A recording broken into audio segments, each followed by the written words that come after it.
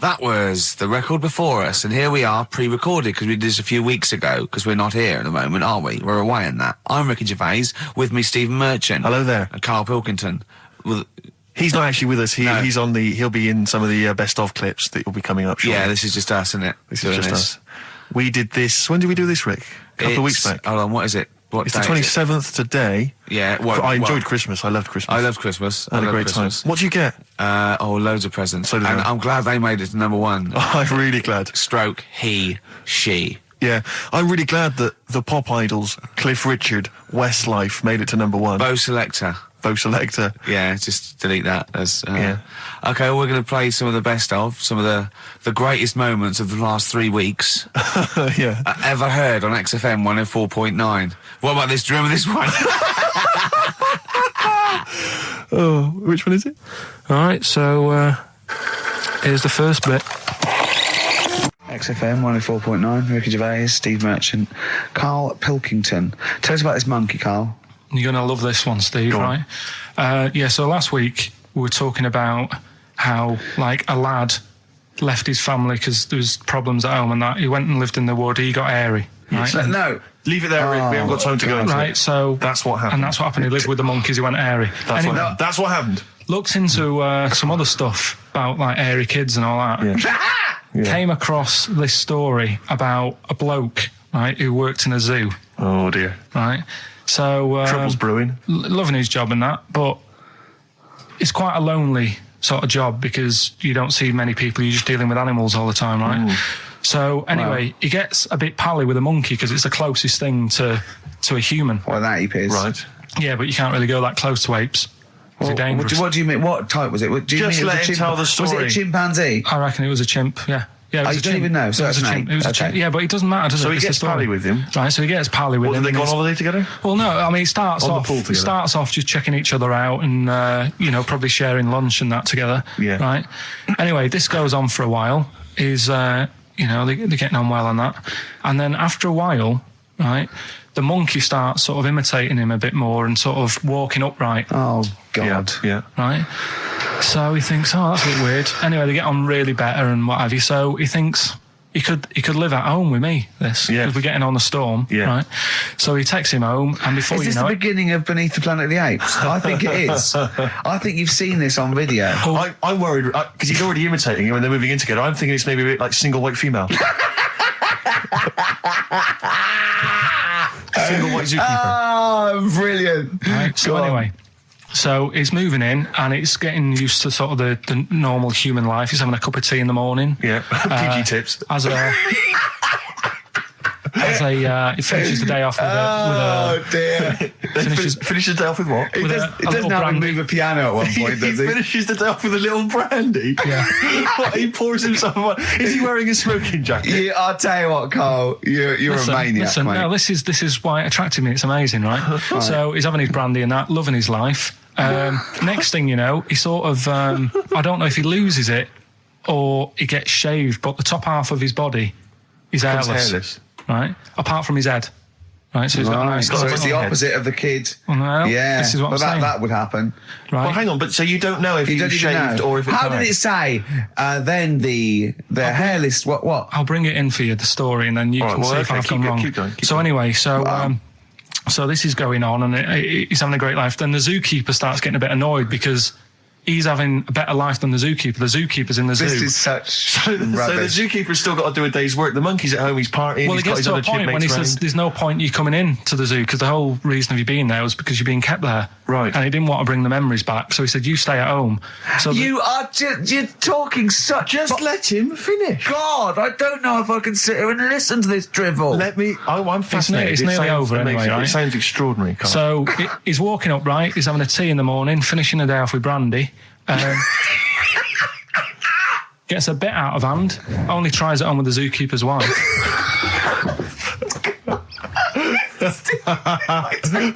Make him go away, Steve. How does he do that?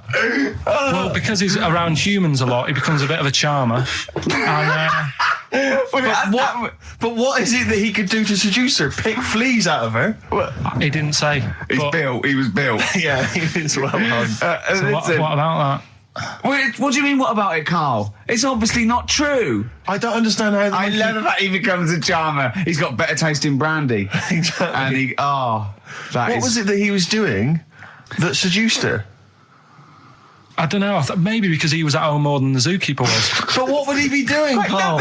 He's not going to be talking with her. They're not going to be playing like, Trivia Pursuit. Maybe she liked the silent type.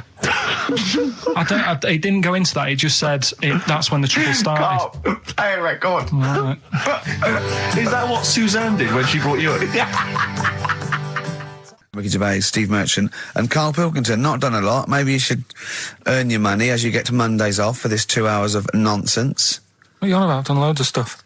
Yeah. Well, same old. Yeah. Let's have something new, something fresh. Well, I've been looking around, right, on the internet for stuff. Yeah. On the internet.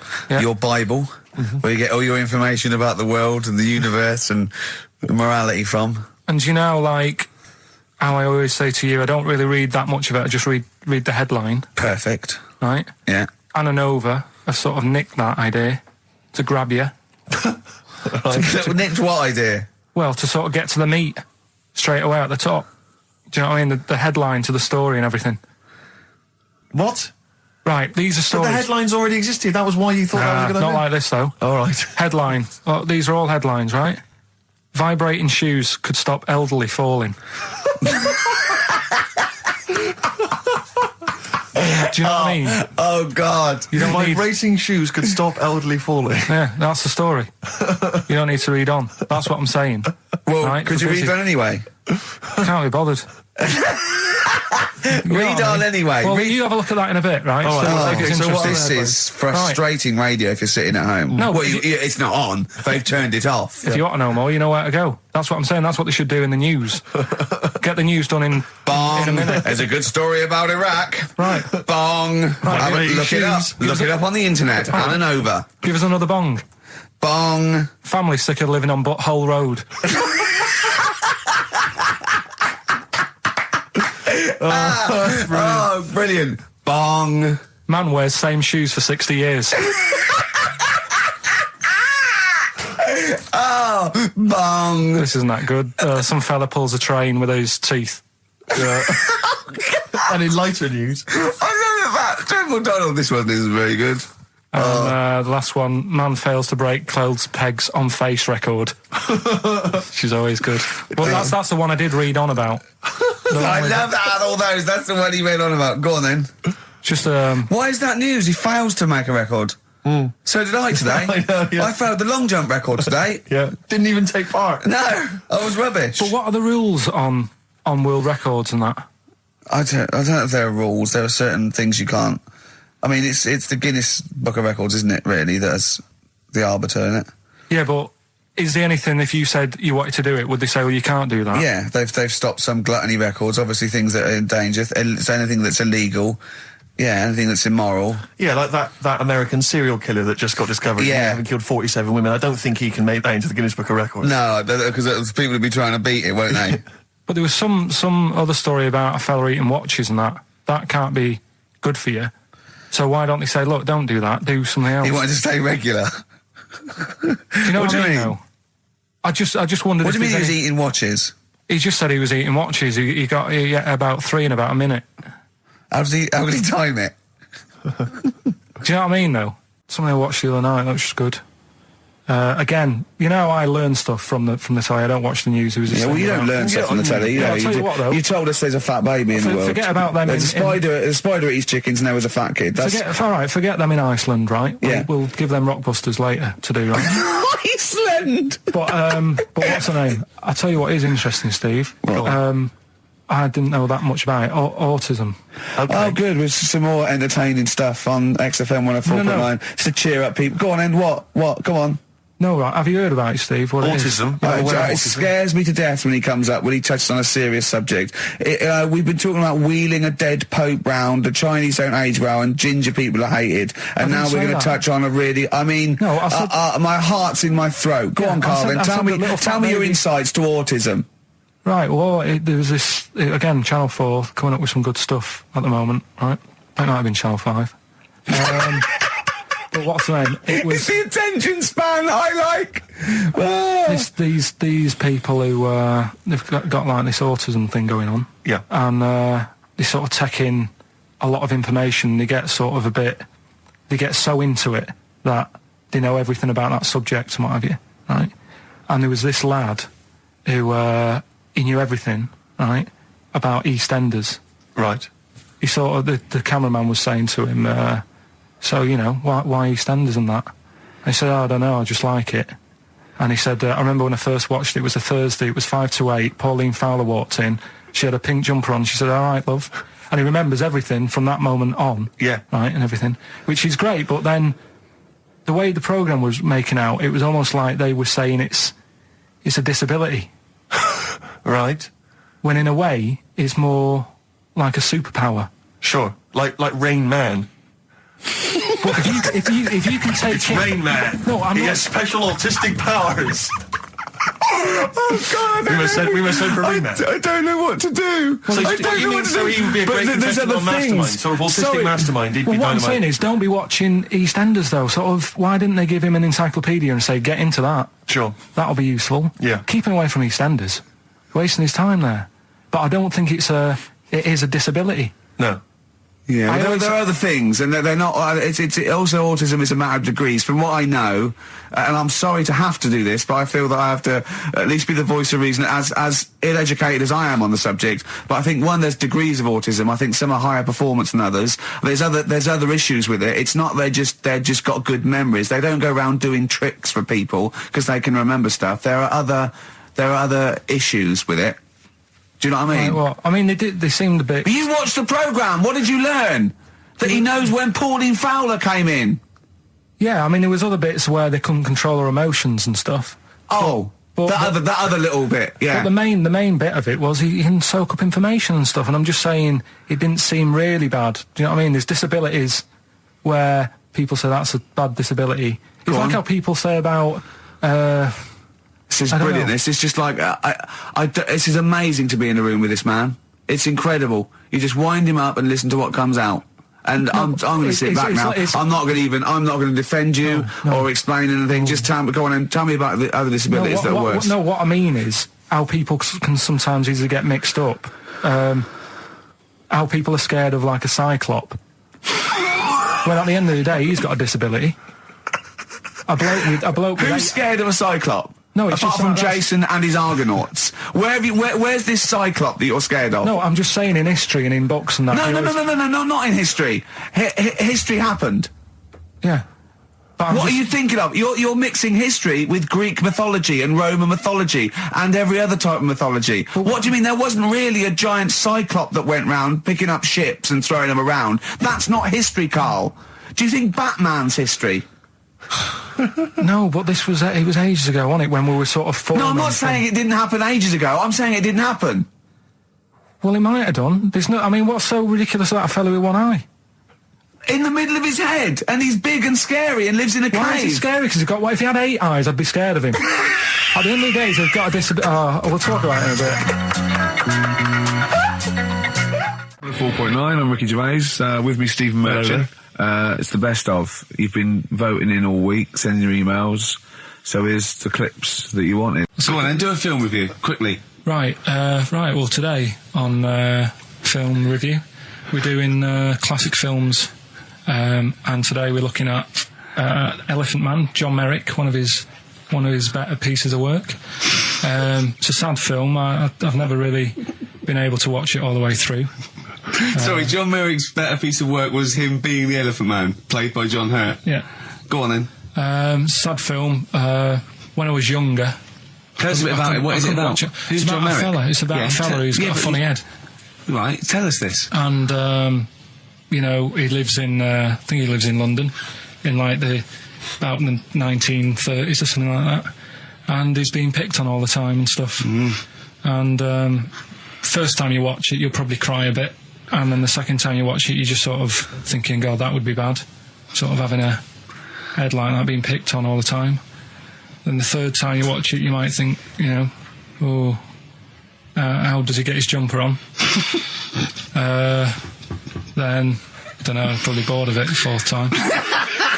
but it's well worth watching. So Elephant Man. Brilliant. Yeah, see it. Brilliant. I think if you want to get on TV, Carl, you'd be better as the subject of maybe like an omnibus documentary. Living with Carl. So we'll move on to this next one, right, which is brilliant. Dead short story. So, right, old woman, about 70 years old. She's normally fit and healthy and stuff. Nothing wrong with her. She's having a good life. And one day, she goes for a check to the doctors, just to check herself out, because she's getting on a bit. It says, take your clothes off and that. So she does, and checks her out, says, yeah, you're looking good, turn round. He said, oh, God. He said, you got a tumour on your buttock. Right? So she goes, oh, what, can you do anything to sort it out? So they go, yeah, we could book you in for an operation. It's best if we remove this. Books are in for an operation. Operation day comes, strip her down and that. They're all stood round, the doctors. Start to operate. It only turns out it's a pork chop that she sat on 5 years earlier, and it had stuck to her buttock. Right, Carl. I can forward you. Serious. Right, okay, Carl, I'm telling you now, I'm leaving. I'm never doing this show again. No, I'm serious. Honestly. You're talking, I've never had such... What do you mean? You couldn't believe it? No, when I read it, I said, I've got to tell Ricky that. This woman had a pork chop stuck to her arse for 5 years, you mental case. Of course she didn't. I had some exciting news this week, Carl. You'll be pleased to find out. I'm worried that you might get a little bit jealous, because it's obviously going to impact on your world quite strongly. Because I know you think you like things to be quite samey. You like the status quo to be maintained. You like the fact that in the past, we've had some crosswords. Because I remember, what did you think of me when I first walked in? When I first came in on the first day of XFM? I don't know why you're making a big deal out of it, because I'm just being honest, though. I'm just being honest about a lot of people who see you for the first time sort of go, well, he's a bit weird. I don't know, Steve, that you brought it up, and then you're again. But I'm sure that wasn't what he said before. No, did he say before? He's a bit weird. Yeah, he looked at you, and I knew. I could see by the look on his face. You know when you know your kid, and your kid's sort of scared of something, and they go, "Why's your kid?" He goes, "Oh, he doesn't like pigeons or spiders." Right. It was like that when I saw Carl, and I brought you in, and I went, "What do you think of that, Carl?" I could see the look on his face that he was disturbed. Sure. And then, as he said, you get used to it, don't you? Yeah, you get used to it. And you have changed a little bit. Your hair's a bit smarter now, and you got some nicer glasses and that, I think. Or I might have just got used to it. Whoa, don't bring it up, Steve. Don't look at me like that. So you say that you think some other people in the office thought the same? Do you know that for sure? Carl. Did you discuss it? Carl. Yeah, I think they do, yeah. Okay, leave it there then. But not just in the office, as you walk through the building. Oh, it's worse than you ever thought. Well, no, it's not worse than I ever thought, because as you well know, Ricky Gervais, what did I do on Thursday morning? Oh, is this the thing... For those that perhaps are not of the female persuasion listening, there's a magazine. Apparently it sells quite well. It's one of the sort of female, issues magazines. I think it's called Company Magazine. It's like your sort of, I guess it's a bit like your Moore or your Vanity Fair or whatever. Anyway, they run every year the 50 most eligible bachelors in Great Britain section. Ding dong, hello. Who's in there this year? In the top 50 of the entire country. And then they vote, and they put them in order and see who's the most eligible bachelor. But that's 50 people, right? It always annoys me slightly, because bachelor, it kind of seems like a more sophisticated word for loser. Yeah, doesn't it? Which always sort of unnerves me slightly. And also they try and do a different 50 every year, so they're getting pretty desperate to get different ones. Because also a lot of people who are sort of like successful, are married, so there's very little to... No. There's a huge... I don't know if this is international. It could even be international. I'm not sure, actually. So I could be up there with the likes of Justin Timberlake, etc. So Fred Durst... Yeah, that sort of person, So anyway, this is what's exciting, right? Although I'm slightly frustrated, because they were telling me that last year... All right, because what happens is the readers of the magazine, they vote for who they think is number one most eligible bachelor, right? Last year, the prize was a 2-week trip in the Bahamas. Okay, this year I'm rather annoyed, because all I'm going to win is a moped. That's the prize this year. That's the prize this year, a moped. Whoa! Backtrack. What? Sorry. Last year was a 2-week trip to Bahamas, and this year just a moped. All I'm going to get is a moped. All you're going to win is a moped. Yeah, you got no chance. You've got no chance. Who else is in it? Well, I mean, I don't know lots of people you'd never heard of. I know Duncan from Blue. Dean, so you're second to him at least already. I imagine you're going to come behind the other 49. No, because there'll be people voting for me. They get to vote for me. Yeah, Steve. They'll see my photo and then they can vote for me. Yeah, according to Heat, I was 22nd most sexy man in the world. I better take that helmet back. I would. It's that thing, though, you see. This happened years ago to me, right? When, you get pally with someone and then you wind each other up and then there comes a time when you just go over the line. Yeah. Right? What happened? Well, it was this lad called Anthony, right? Who was my mate. Yeah. And we used to sort of always have a little fight in the toilet and that. Right? Sure. Punch each other. No, I want to wipe it. And the punches, used to get harder. Yeah. And stuff. And then, so he hit me harder. Turned out into a proper fight. Yeah. I chipped his tooth on the sink. Right? Right. This happened at school, and it was time for assembly, and I thought, and he's in the toilet crying. I thought, go to assembly. There's police in there in the assembly that day telling people about unnecessary violence. And you thought they were there for you? So I'm like, oh no. Anthony's going to come in a minute, like crying with all blood coming from his mouth. I'm going to get arrested. Yeah. Did you go running and sleep? And that was an example of... Yeah. I mean, it kind of happened because I went out with a girl who he fancied. How old are we now? About 8 or 9. I think that's out of order, going out with a mate's girl. Yeah, but she didn't like him. He had, big ears and that. He had no chance. You're such a dish. No, but do you know what I mean? All right, I haven't got the looks like I used to. Sure, when you were 8. But that's before the stress of, having head squoes and that sort of thing. I have aged a lot. Having your head squeezed. I love your own grammar. I know, That's the past tense, is it? Squeeze or to have squeezed. Oh, he did squoze his head. Yeah. Oh, brilliant. So, what about a bit of Bowie? Bowie? Be my wife. Carl, I'm asking you. I think we can squeeze that in. Be my wife, Carl, come on. I'm Ricky Gervais, with me Stephen Merchant and Karl Pilkington, our producer. Right. In inverted commas, heat put. Yeah. They know. How are you doing, all right, Carl? Yeah, didn't they also write something about me bald round head? Yes, perfectly round little bald man head, they said, so... Because you need to know that when you listen to the radio and that. Really matters what my hair's doing. Your hair, have you given it a little sort of polish? Because you look like a cue ball at the moment, and you've had a shave in it. I've never seen such a round head. It actually looks like a plate with ears. Yeah, well, for those that have never seen Carl, I actually, if you remember, I think he looks a little bit like Mr. Spoon from Button Moon. He does. If you've never seen that show, and also he looks like, when they say they find with a little 4-foot human and it's actually 500,000 years old and they give it a name and it's the first Australopithecus into. Right? He looks like one of them as well. Perfectly round little. He is the missing link. He looks half human, half monkey. Because he's got a slight slouch as well. So yeah, it's like those pictures where you see it going from an ape to a man. He's one of those in the middle. Yeah, and of course his monkey hands, his hairy little wrist to those skinny little things that you can get oranges out of holes with, and it's unbelievable. Why are you so all shaved and polished and everything? Got a wedding. What? Got to go to a wedding today, so thought I'd clean myself up a bit. Yeah. Shouldn't you be wearing a suit or something? No, I'll go home and put something on. Oh, okay. But Suzanne said, make an effort. I sort of had a shave and that, and then I came out of the bathroom. She said, "Oh, your head looks a bit sort of eggish." She's right. She always worries about when I have a shave because I just, That's your girlfriend, Carl. I know. Saying that. Just think. So don't worry about Heat saying it. The funny thing is, it's Boyd Hilton, I think, of Heat that wrote it. And he's got a little bald head.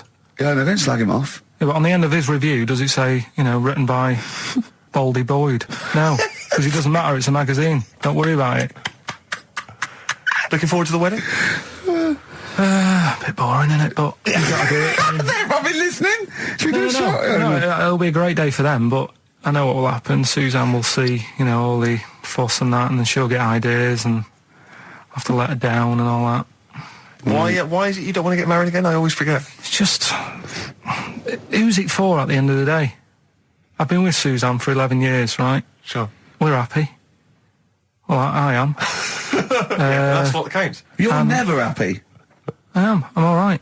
Yeah, no, I know you're happy with Suzanne and everything, but apart from that, you're never happy. You are the most grumpy, moany thing in the world. I mean, I get annoyed, but I'm always happy. I was annoyed here. I was happy coming here, but there was a bloke behind me walking and scuffing his feet. He had a pair of those stupid skulls on, and he was clicking and scuffing. Wear some shoes. You don't have to click. Pick your feet up. Flip-flops annoy me. You know, but I'm happy. I'm just annoyed. You are just like, oh, the world's on me. It's rubbish, this. I know the world's great. It's just sometimes people annoy me by being there, you know.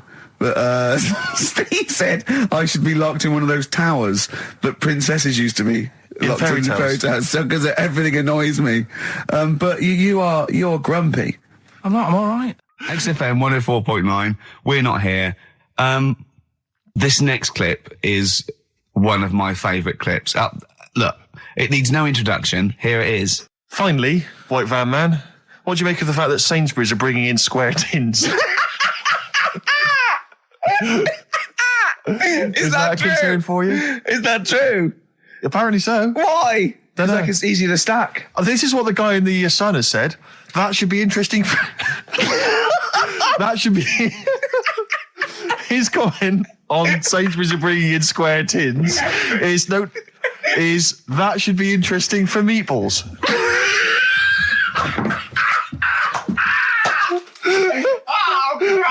Ricky's just collapsed on the floor. Let's just play a song, Carl. I don't think even you can top that. Cooper Temple Claws. Who needs enemies? Good question, lads. Nobody. This is XFM 104.9. I'm Ricky Gervais. Oh, they should print a little book of those. They're great. Oh, how you can relate any song or artist to anything else. Easy. Joyful. Easy. Well, yeah, so me and Carl went out for a beer, and it was great, wasn't it? Yeah, I enjoyed myself. We started off, good. and you met my mate Robin, didn't you? Yeah. And some of the stories. Do you want to tell Steve some things about Robin that you've done? Do you know him well? Yes. Well, do you know about his worm problem as a kid? Go on. Right. What I can remember is he had worms as a kid. Not sure how you get him. He never answered me. He was getting a bit touchy about it. Right. This is like the second time I met him. I think he was a bit annoyed that Ricky told me about his problem. What now? Now, straight away, you not being there, instinctively, what do you think went on with this story about worms? My suspicion is rather like when you told a group of people that Robin had once suckled milk from a cow's udder. Yeah. Did you mention that as well? Yeah. Yeah. My suspicion is that, like the cow story, the worm story is not true. But and why would he get so sort of uppity about it? Well, imagine if that wasn't the first time he'd done it. Imagine if he did that every single time he was with somebody for the first time and Robin was just met them. He will tell that story to anyone. But they do say there's no smoke without fire. Robin. I also told him that the way Robin cured these worms was because the doctor told his mother, right, to hold a piece of ham or cheese near Robin's anus so the worms would come out for the food, and he believed it. I'll tell you why, though. I said to Robin used to sit on spam to try and get the worms out, and he believed it. But Steve, right, do you remember that story about 3 or 4 years ago where there was some bloke in the army? He went away to somewhere, Vietnam or whatever. He was messing about in the woods. Messing about in the woods? Shouldn't he have been fighting? Whatever. Yeah. Right, and he walked through some lake, and I think he'd cut his toe or something on something, and some worm of some sort crawled in the gash. Yeah. And it was in his body, and the doctor said, we've got to get this out of your body. So what they did was, they said, right, the thinnest part or something of your body that things can crawl through is on the top of your head. So they wrapped where the skull is. So they wrapped some bacon. No, they didn't. They did. That's right. Thing. So he's gone in via the toe. So what we do is, I'll tell you what, that worm's probably heading straight for the head. We'll put a bit of bacon on it. The thinnest part of the body is the skull. Of course, it's not the thinnest part of the body. It's where your brain case is, isn't it? It's the skull. There was a reason for it. And it was like they stuck some bacon on his head. And as ever, the vital piece of information, i.e. the reason, Carl seems to have forgotten. Because the worm was in his body, and they said everyone likes to smell of bacon. including worms.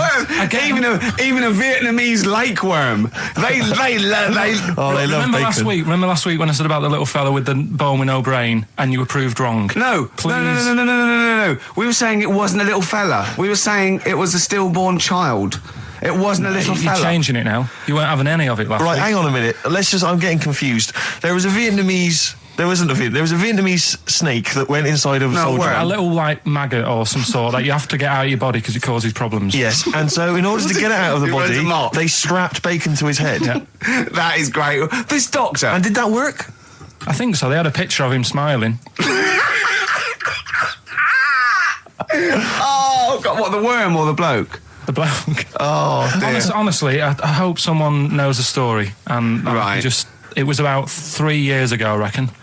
Okay. And, it did work. G.I. Bacon. So this is why the worm burrowed out of his head to get the bacon? Get to the bacon. Right.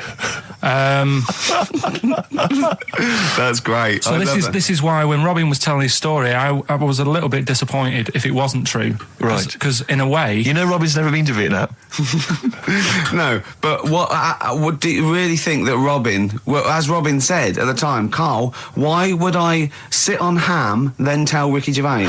It's a very good point. Because if he was a kid, you do daft things like that as a kid. Right. It's the telling Ricky Gervais though. Yeah. And then, bless him. Okay. And then anyway, Robin left, and I tried to chase him, but he got away. He knows that and then we had a few pints, and then Karl embarked on some of the greatest stories ever told. Can you tell the story about your dad? Let me run it by. I haven't spoke to him all week, so let me run it by him. Okay, play record. Because, What we got? We've got one of Steve's... Yeah, well, bizarrely enough, this comes from the Teachers 2 soundtrack, the soundtrack to the current TV series. There's a slight whiff of nepotism in the air. Yeah. Rick, would you like to explain why? Well, that's why you're doing it. My girlfriend worked on it. But you were going to play this anyway, weren't you? Well, I was, actually. Bizarrely enough, I was going to play some I Am Clute, and this is from, as I say, the Teachers soundtrack. This is called To You. It's a good track. That's I Am Clute, a track called To You from the Teachers soundtrack. That's also got, I noticed, the Electric Soft Parade, The Hives, Star Sailor, Feeder, Turin Breaks, Mercury Rev on there. It's a good little collection. Lovely. Karl has just had confirmation. He's looking smug because someone phoned up and went, it is true, it's a Laogai chi worm and you wrap bacon around your head. That's all the bloke knew as well. Yeah. And his name was Gary. Yeah. So I'm not having it. No. And he said, see, that's why the Robin thing isn't so weird. He said, but when you said he tried it with cheese, he said I was having none of it. He's got standards. Strokes, hard to explain. Like Karl, really? Yes. So, Karl, concentrate. Yeah, go on. So, we'll leave the worm with the bacon wrapped around the head, shall we? Well, if you're ever caught in the jungle... Yeah, always carry some... bit of Danish. Good advice. Lovely. Eminem, Sing for the Moment, on XFM, 104.9, I'm Ricky Gervais. With me, Steve Merchant, with 5 little hamburgers. Got 5 burgers here, yep. And so I don't know, how should we begin, Karl? Do you want to just look at the size of these burgers? Look, they can see it on webcam, can't they? They can see us stuffing these burgers into your mouth. And I'm filming this, Steve. Look, brilliant. Look, I've got a camcorder. Yeah. We'll put this on unseen footage on a DVD or something. Or maybe on the website. On the Oh, Karl, what if you break the record? Okay, Karl, I'm coming round now to just monitor this and adjudicate. What's the web? If we want to see this on the webcam, what is it? XFM.co.uk. Right, okay. Hold on. Can I, Steve, I'm not being funny. I'm not being funny, right? But I think I have got like a bit of a wheat thing. You've got a bit of a what? A wheat allergy thing. Don't give me that. No, seriously, my head's... I've been eating a lot of shredded wheat recently. And my head's got a bit bigger. Karl, I don't think you can let us down now, mate. So you just got to put that first. No, I can't put that like that in my mouth on its with. I've got to break it up. I've got to break it up. You can't break it up. Can't break it up. It doesn't say you can on the rule thing. It does. It doesn't. I can't look. I physically can't. Try it. I can't look. I'd have to be Jay Goody to get it. Seriously, look. Oh. Try it.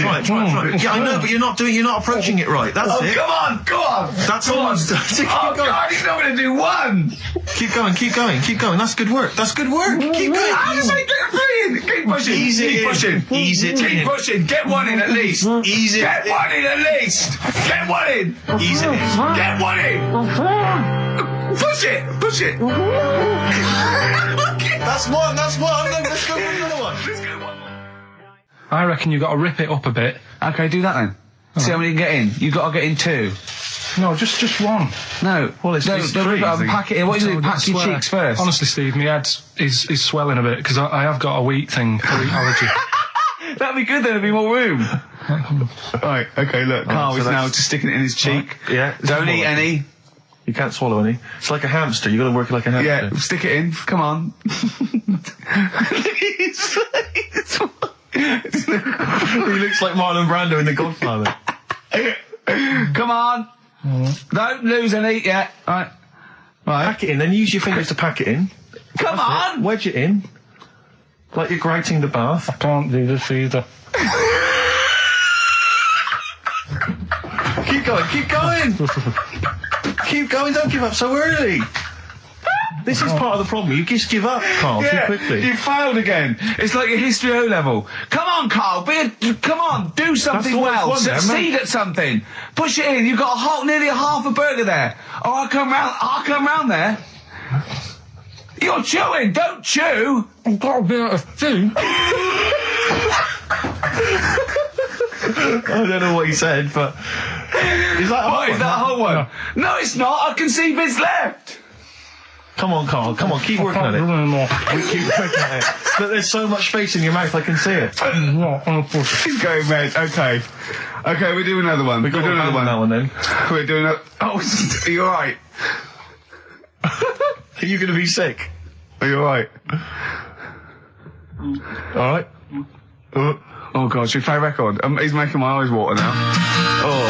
Okay, I'll find a different one for you. Find a different one for What him. about most grapes eaten in 3 minutes? I'll go. Do you want to do that? Grapes are easy, aren't they? That's easy. Great. Come on, grapes are easy. Come on, don't make him laugh. He's choking. He's choking. Oh, Carl. Quick!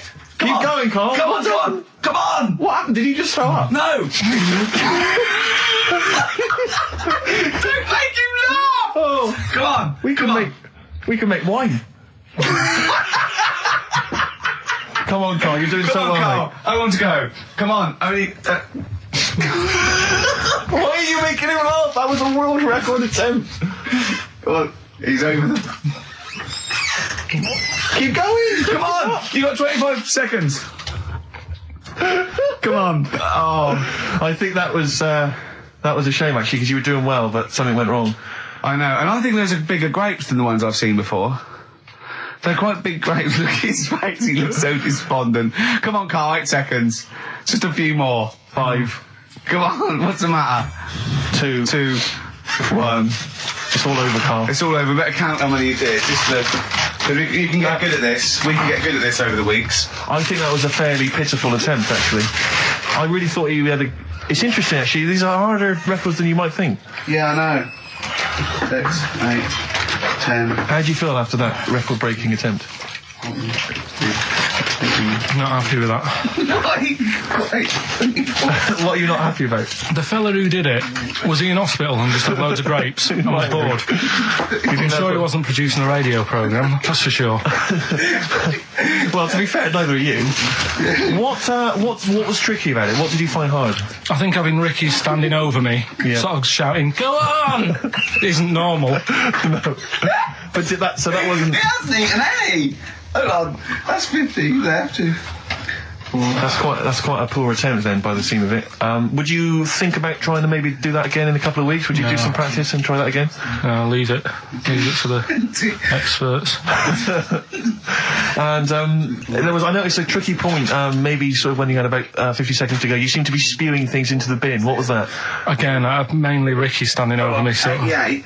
He's got 88 left. Okay, so what's the mental arithmetic there? Because we put how many in? It was 150 in the thing, wasn't it?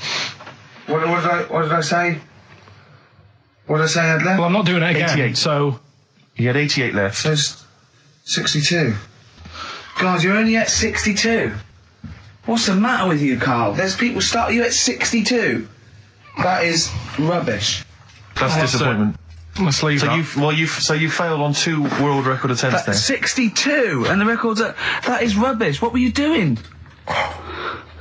Oh, yeah, but like I said, I've got a small throat. I can't drink a drink quick ever since the Mr. Freeze Pops when I was 6, that I nearly choked on, I nearly died on, I can't go back. It'd be like asking, I don't know, someone who got run over to play Frogger or something. What's Frogger? This is the Best Of Show on XFM 104.9. I'm Ricky Gervais, with me Stephen Merchant. Yes. I hope you're enjoying the Best Of. I'll tell you something I do know. Go on. Right? But I can't really get a question out of it. Go on, just tell us. There's a shadow somewhere.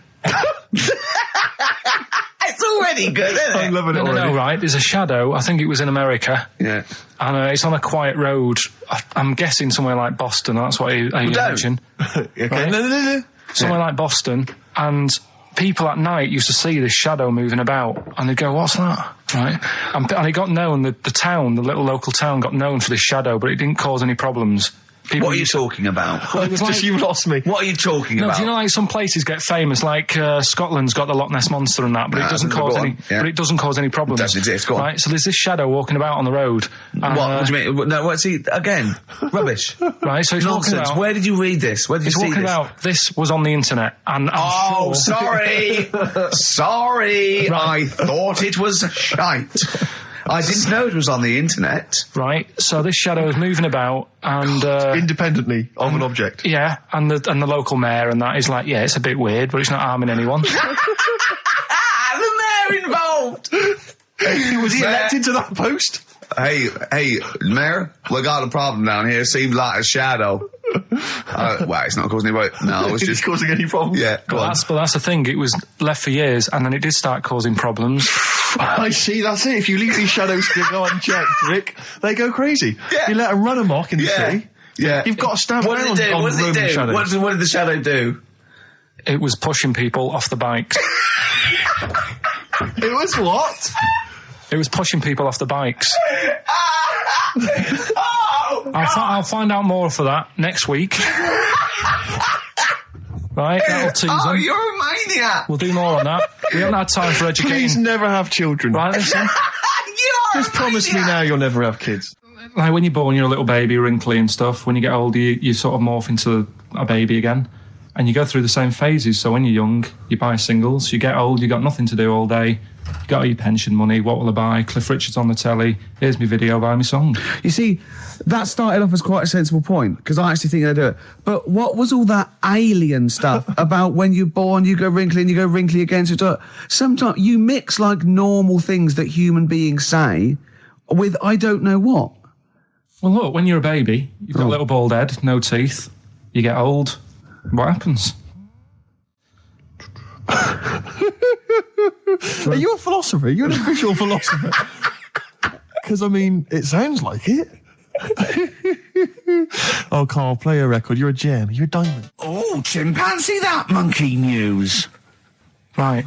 There's this monkey, right? Yeah. And it had been, do you know you hear about monkeys being badly treated and stuff like that? Yeah. So, anyway, it goes into this home. It's 14, this monkey. It's called Matty, right? Goes into this home where it's looked after. What do you mean home? Just like just a little monkey home, right? Okay, so zoo. Yeah, kind of, yeah, but they haven't got any other monkeys there, right? What have they got there? They've got just other animals and that, but not that many monkeys. But anyway, because he's there on his own, again, you know... When you say monkey, do you mean a chimpanzee, by the way? Because you usually do. Yeah. I can't believe that journalist thought this was scripted. Amazing. So anyway, yeah. So it gets sort of pally with the people working there and that, and it's smoking fags, it's having a drink at night and all this, right? What do you mean it's having a drink at night? How? It's all here, Steve. I mean, we haven't really got time, but Well, don't say it's all here like it's proof. You've got another stupid story that someone has put onto the internet. Someone sitting at home in their bedroom has put onto the internet. So it's having a fag, it's drinking a lovely glass of Bang Rock Station. Yeah, the wine that's perfect for a barbecue. Yeah. Anyway, it's loving life. It's forgetting about its past and everything, right? When this other monkey comes along. Oh no. Trouble's brewing. Go on. Right? That comes in, something said. Right, forget it then. Forget it. Yeah, but it's all the time. It's not just, I mean, you haven't done that with me, taking your clothes off and that yet. But, like, last night we were sat in the pub and I was saying, right, you know, let's not even worry about new features then. Let's get the current ones, you know, going. Like what? Good. Like, the one I was trying to work out, the cheeky freak of the week. Think of that! Yeah, but Think of that, though, as a normal conversation. Yeah, I'd looked online, right? I didn't find that much. I found... actually, I'll tell you what I found later. Brilliant. We're looking for them, right? And then at one point, I think you said to me, go and, you know, what about the Guinness Book of Records? Yeah, you know, they'll have, like, the best freak in the world or whatever. Yeah, ever. So I said, yeah, bring one in. Now, you've got one at home. Yeah, I've got a couple. But you couldn't be bothered carrying that in today, so I had to go out of the pub that I was at. Yeah. Nip into Borders. Yeah. Buy a Guinness Book of Records. Yeah. Out of my own money, $18.99. Yeah. Bring it back, and then you said, I don't know if I want to do this feature. So it cost me 20 quid for that. I had to buy a video for Silence of the Lambs film clip. I'm actually out of pocket at the end of this. But do you want to work with me is the thing. If you want to work with... people would pay that sort of money to work with me, Karl. You're a lucky bloke. Think how many people think, Karl, he gets to drink and sit. Yeah. You making a cup of tea and I surprised, didn't I? Little surprises. You know, last night, you know when I left the pub in a bit of a mood because I just fed up with not getting anything done? Yeah. Walking down the road, I was thinking, how can I get out of this? How can I stop having to work with them? I'm thinking, I wonder if I leave, I wonder if they'll be funny and they'll go, and then my boss will be giving me stick. And I'm thinking, how much notice have I got to give out? And all this is going through my mind. I'm walking home and I got in, said to Suzanne, I'm sick of it. She's going, you need to do it when I get a new kitchen. And I was like, yeah, but how big does the kitchen need to be? I was saying, do we need a big kitchen? Can we get a small one? Have we got enough for a small kitchen? Do we need so many cupboards? Can we just have wood instead of steel? All this, trying to get out of doing this. Yeah. It's always I always feel like, you know, because I like to think that I'm not perhaps as bad as him. Yeah, no. You annoy me in different ways. Like what? How does he annoy you? Well, stuff that, you know, I come up with ideas, say Cheap as Chimps. Yeah. Rockbusters springs to mind. Yeah. 15 Taiwan. 15 Taiwan. Let's just remind people what 15 Taiwan was. It was a little feature that I wanted to give a run, you know, give it a little run, see if people like it. The premise being? No, there's no premise, it's just a title. No, we were going to get 15 sort of ornaments, you'd explain them, and then people would call up and say, that one's from Taiwan. See? God, you just explained why I didn't think that was a good idea. Yeah, by explaining the good... You know, the funny thing is, Steve, right, I was walking down Regent Street on Monday, walked past one of these big stores, right, and they've got all famous quotes on the windows, right, and one of them was something like, an absurd idea is often a great idea. Yeah. Do you know who said that? Go on. Einstein. Yes. Which made me wonder, if you were his mate, would he ever have done E=MC²? Or would you have said, don't bother with that, it's not going to work? Because that's all you seem to do. Everything I come up with, you put down. Yeah. Well, that's one thing. He's negative, right? I don't know why. I don't know why he is. What else? He messes me about. I get him concert tickets for stuff, and you say, I didn't bother going. Yeah. That is annoying. You come in, you know, 5 minutes to go with tracks that need editing. Yeah. The little bag, that was free. Yeah, you got a free bag today, an XFM little rucksack thing. Yeah. You were like, oh, what's this? What's this rubbish? Yeah. Ricky said, I'll have it. They're great. He said, no, I want it. Yeah. Well, it was free. I need it. I'll give that as a gift or something. So, I mean, I think on reflection, Steve is probably a little bit more annoying than me. I won't go that far. You are annoying. If I had to go away for a week somewhere, if it was a quiet place... Well, you are again, aren't you? That's 2 holidays you had this year, I mean. If it was a busy place, I'd probably go with you, because people, do you know what I mean, staring at me all the time and that if I'm walking around with Steve. No, I'm just... Can I draw up a list of reasons I don't like you, Karl? Just being honest. What? I'll tell you, because the list of reasons I don't like you is incredibly long and getting longer. Just saying. Do you want another slap? Look at his face. It was really light, right? We've had the parrot, right? These are things that I found the parrot. Right, I've told you about the dog in the car wash. Right, you didn't tell me about that. You said there's a car wash for a dog. That's all you told me. Yeah, the parrot, you said there's a parrot. What? It's a problem at funerals. Yeah. That's nothing. Do you understand? And they used to eat cats. What else have we got? There's an elephant in India with sore feet. Why? There's an elephant in India with sore feet. No, I'm interested. Why? Tap dancing. Why? See, I didn't write that He's much trying about to break Roy Castle's record. He's still going. Go on. What is it? Think. It's an elephant, and it was really old. It was about 76. Right. And it had sore feet because it's old and they don't make stair and lifts the that roads, big, do they? roads are bad and that. Yeah, go on. They said, what are we going to do? And the town was like, oh, you know, we're used to seeing it around. It's part of the thing, you know, we don't want it to have sore feet. Yeah. So they got some slippers made for it. And it had like a picture of the elephant looking happy wearing some slippers. I love him! I love Carl, his world! Where did you see this picture? That was on the internet. Right. That's a lesson, though, for any elephants listening. You know, don't wear stilettos to work every day, because it can do your feet in. So that it's don't elephants have really bad memories? No, they have really good memories. Oh, do they? Yeah. Oh, well, that's good then. No, I just thought they'd forget where they put them. I thought there was something about elephants having bad memories and that. It goes on, where's my slippers? Yeah. I'm sure I left them by the test. So sorry, there's an elephant walking around wearing slippers? Yeah, that's in what India. kind of slippers? Those sort of old man ones with the sort of check. Well, round ones, I imagine. Yeah. Big round ones. There was that going on. And is it happening? Is it happier? I mean, does it feel more satisfying? It looked it. Did it look? How can you tell if the elephants, please? What else is there? There was a woman who's had a breast insured for 150 grand. Right. Okay. Any more information there? What? Third-party fire and theft? Don't know. It had a picture of her with them, like, you know, out. I just thought, he should get them covered. Oh. He's done another real joke. Brilliant, that's a proper joke. He's done look at his little face, he smiles. I'd like to see you on one of the sort of TV panel games. If they could bring back sort of celebrity squares, it'd be amazing as the centre square. Oh, that would be incredible. Or on that countdown in Dictionary Corner. I imagine him in Dictionary Corner. I'd come up with cat. If that helps at all. Yeah. Memblant. Yeah, what does that mean, Carl? Just anything you want it to mean. What I've got, there's a dog that's got a cough in Singapore because it smokes 20 a day. Right, okay, another one. No, it's the last one in it, so we'll save it. The last one we've got is why don't. See, Christian's giving away a trip to Salem, Massachusetts. That's bizarre, actually, because I was in America recently and I went to Salem, Massachusetts, and that's not a prize. Isn't it? Believe me, we were there, we were sort of obliged to go because we were at someone's birthday. It's rubbish. Really? I mean, that's a really poor trip. That's such a boring He probably can't believe his luck. It's probably the biggest thing Christian's ever had to give away. And you've just dissed it. The great thing about Salem, Massachusetts is that I don't think we're good for this station. I don't think we're selling this station like we should. Well, you know, it's its own fault. You know, it shouldn't have hired us. I blame it. You know. Yeah, and paid us in advance. Yeah. They're lucky we turn up. No, I went to Salem, Massachusetts, and this is the place that's famous from like Salem's Lot and the Salem witch hunts, famously. Famous for all things Salem. Anything with Salem in the title. The whole place has gone mad over like witches and anything. Basically, it's like there was the Salem witch hunts in like 17 something or other or 16 something or other.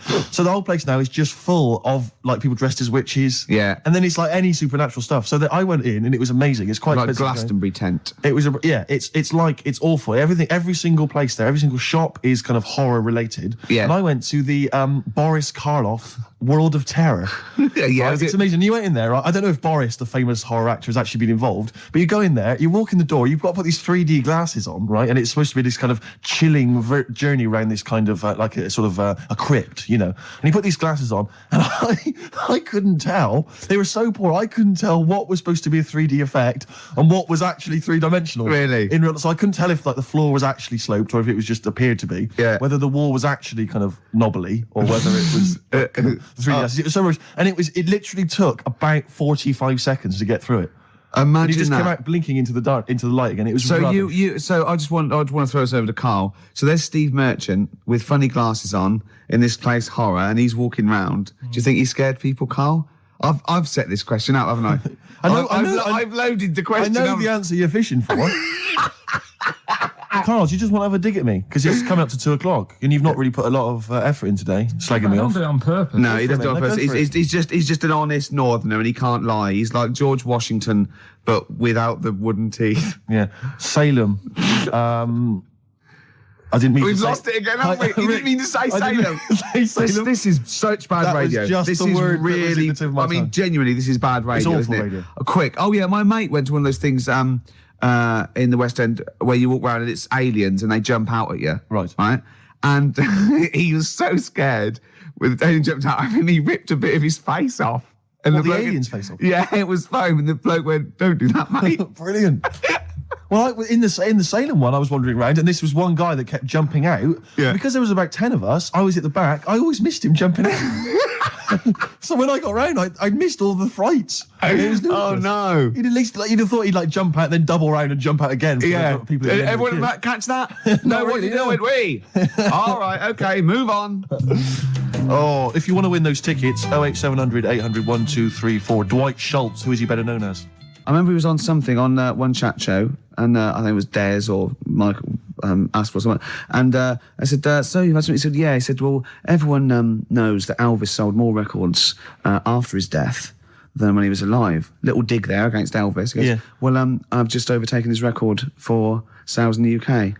Right, so he sets up that Elvis is only selling because he's dead. Yeah. And anyway, I've still beaten him in the UK. And I just think, yeah. And where'd you get the quiff from and the way to sing? Where'd you get that from, Cliff? Where did you think of that? But it's those people he's just desperate for the credibility that he's never going to have. I like it when he went round last year going, they're not playing my record, they're not playing my record, they're not playing, oh, go on, play it. Number one. Yeah. Fooled you. It was number one, the Millennium Prayer. I know, yeah. Well, it was the Millennium, wasn't it? It was, but I don't know who's buying it. I mean, I know you seem to claim it's some kind of like 60-year-old women, but they're not. Are they really a commercial force now? Yes. Oh, yeah. Carl seems to know that. Well, like when you're born, you're a little baby, wrinkly and stuff. When you get older, you sort of morph into a baby again. And you go through the same phases. So when you're young, you buy singles. You get old, you got nothing to do all day. You got all your pension money. What will I buy? Cliff Richard's on the telly. Here's my video, buy me song. You see, that started off as quite a sensible point, because I actually think they do it. But what was all that alien stuff about when you're born, you go wrinkly and you go wrinkly again? Sometimes you mix like normal things that human beings say with I don't know what. Well, look, when you're a baby, you've got a little bald head, no teeth. You get old. What happens? Are you a philosopher? You're an official philosopher. Because, I mean, it sounds like it. Oh, Carl, play a record. You're a gem. Ash, there's a star on XFM 104.9. Now, Steve. Yes. Carl text messaged me in the week, very excited, because he just watched a programme that proved me and you were stupid. Remember we sort of championed the anti-supernatural? Yes. Skeptical view. We're just absolutely skeptical about things like that. We're atheists. We don't believe in ghosts, anything like that, anything supernatural. We're followers of James Randi, a genius of our times. But Carl saw something that proved us wrong. I'd like Carl to tell you what this proof was, what he saw on, and look at him. Go on then. It was on Wednesday night. Yeah. I was watching. You see, the problem is I didn't get the full story, so you could pick holes out of it. Sure. Unlike your usual investigations into the supernatural, which are it was called. Can I just say what the programme was called? Mr. Exorcist. Oh, brilliant!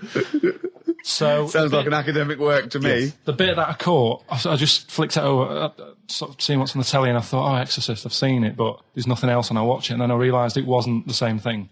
Yeah. Thought, oh, I'll have a bit of this. And there was an old woman and a daughter, and as far as I was aware, the bit I picked up on, they were saying, oh, it's dreadful, and unless you've been through it, you've had ghosts in your house and that, you really don't know what it's like. Yeah, sure. And the main thing that seemed to be getting them down was the fact that the budgie was getting stressed. The budgie was getting stressed? Because animals can sense the other side, can't they? Can they? Yeah. Okay. So, and how was that manifesting itself? You don't know. What was the budgie doing? I think it just wasn't happy. Right.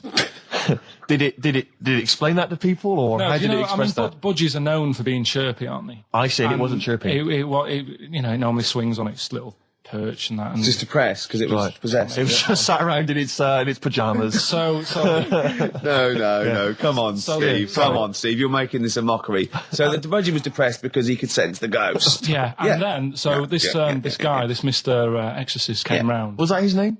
Yeah. Okay. Was he a priest or something? Yeah, he might have been. Yeah. Like did he have like a black coat with a little white collar? That's usually the. He had his coat on, so you couldn't tell. No, sure. Okay. But so he came round and he sort of did his thing, and then was he trying to exorcise the budgie? No, the ghost. Right. I see. It wasn't that the budgie had a demon or anything. No. Okay. No, this wasn't a possession, was it? This was a straightforward.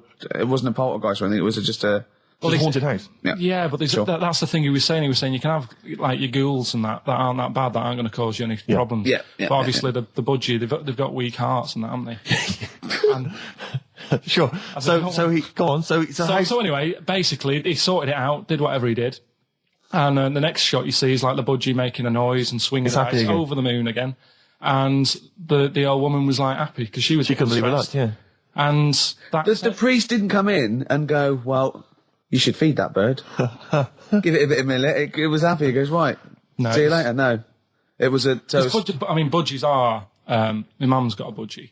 And they're fairly happy all the time, aren't they? So it's got to be something fairly odd. Right? You never see a budgie sitting down going, I feel like topping myself, to be honest. Yeah. Do you know what I mean, though? No. Do you know you can have, like, a moody dog? You can see a dog when it's unhappy if it's walking down the street. You can have a moody canary, can't you? And what they do is they often tell the police what you've been doing. They're known for that. Mm. Yeah. So basically... So that, for you, is proof that the supernatural exists. A bird in a cage got a little bit annoyed, wasn't chirping as much as it normally did. Who knows why? There could have been a little draft up its... and... cloaca. Exactly. That's anyway, a medical term. Anyway, a man came in and did whatever he did. Yeah. Mr. Exorcist, though, Steve. Yeah. This wasn't any bloke off the street. This was Mr. Exorcist. Yeah. Yeah, so... And for you, that's the proof that there's... Just because, like, if it was a person, you go, they're playing up for the camera. Yeah, a budgie could possibly act like that, Steve. Yeah, I see what you mean. You're saying a budgie would not be it wouldn't be trying to become famous. No, or just want to get on the telly. not like Lassie. No, sure. It was basically a show-off. Yeah, or Champion the Wonder Horse. Yeah. What do you think? I think... I've changed my tune, Rick. I don't know about you. I have, and I think we should play a record. I'd love to get Mr. Exorcist in. Wouldn't that be amazing? Never dabble with things you don't understand. Sorry. Like women. See what I did there? Oh, he's turned that back on me. Blur. Boys and girls. Girls and boys. Embarrassed to say. Blur. Girls and boys there, Steve, on XFM 104.9. So, it's not so bad, really, because we didn't plan anything, No. We've proved the supernatural. We were wrong about that. Well, just one other question. Was there anything else in this woman's house that led her to believe that there were ghosts, or was it just the fact that, Tweety or whatever his name wasn't chirping? You see, this is the problem. I was watching UK Style. I was watching something on that. What were you watching on that? It was, it's not changing rooms. It's like that, but cheaper. Quite seriously, right? You might be the most interesting man in the world. I'm fascinated by it. I'd like to follow you. I'd like to have a hidden camera on you. I can ask you any question. I'd like to have you in a cupboard in my flat. So I just think about it. I wonder what Karl thinks of that. And I'd just throw something at you, and you know what I mean? Yeah, because that's what my dad did. Just kept me in the cupboard. You know what I mean, though? Yeah. I wonder what Karl would You're think never about stuck this. for a conversation point if Karl's around. That's what's genius about it. He's always got an opinion. He's got an opinion about everything. Yeah.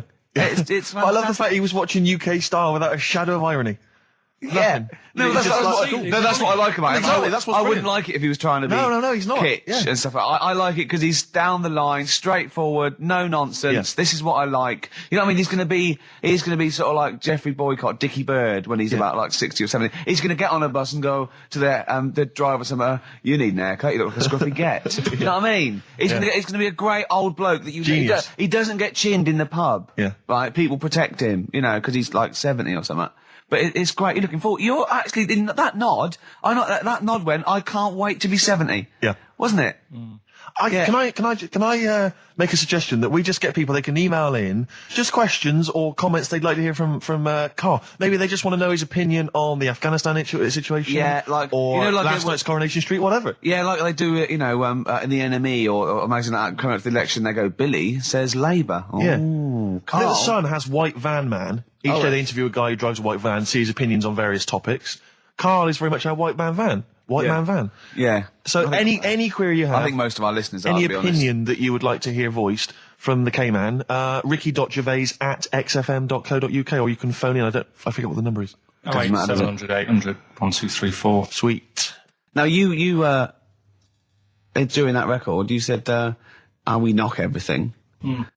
You saw something about the Bermuda Triangle, didn't you? Yeah, when I talked about ghosts, you sort of just, because you don't believe in it. I think it's because you're scared of it, to be honest, and you can't admit to understanding it and actually believing in it. Sure. Thing on last night, Steve. Yes. Bermuda Triangle. Oh, yeah. Do you know much about that? Mainly the song Yeah. by, what was his name? What's his name? Bermuda Triangle, where people disappear. No, Bermuda Triangle. What's his name? No, Barry Manilow. Yeah. Are you familiar with the lyrics? Bermuda Triangle, where people disappear. Bermuda Triangle, don't go near. Yeah. Shouldn't really make a joke out of it. No, you're right. Go on. But what it is, right? There's a program saying what it's about.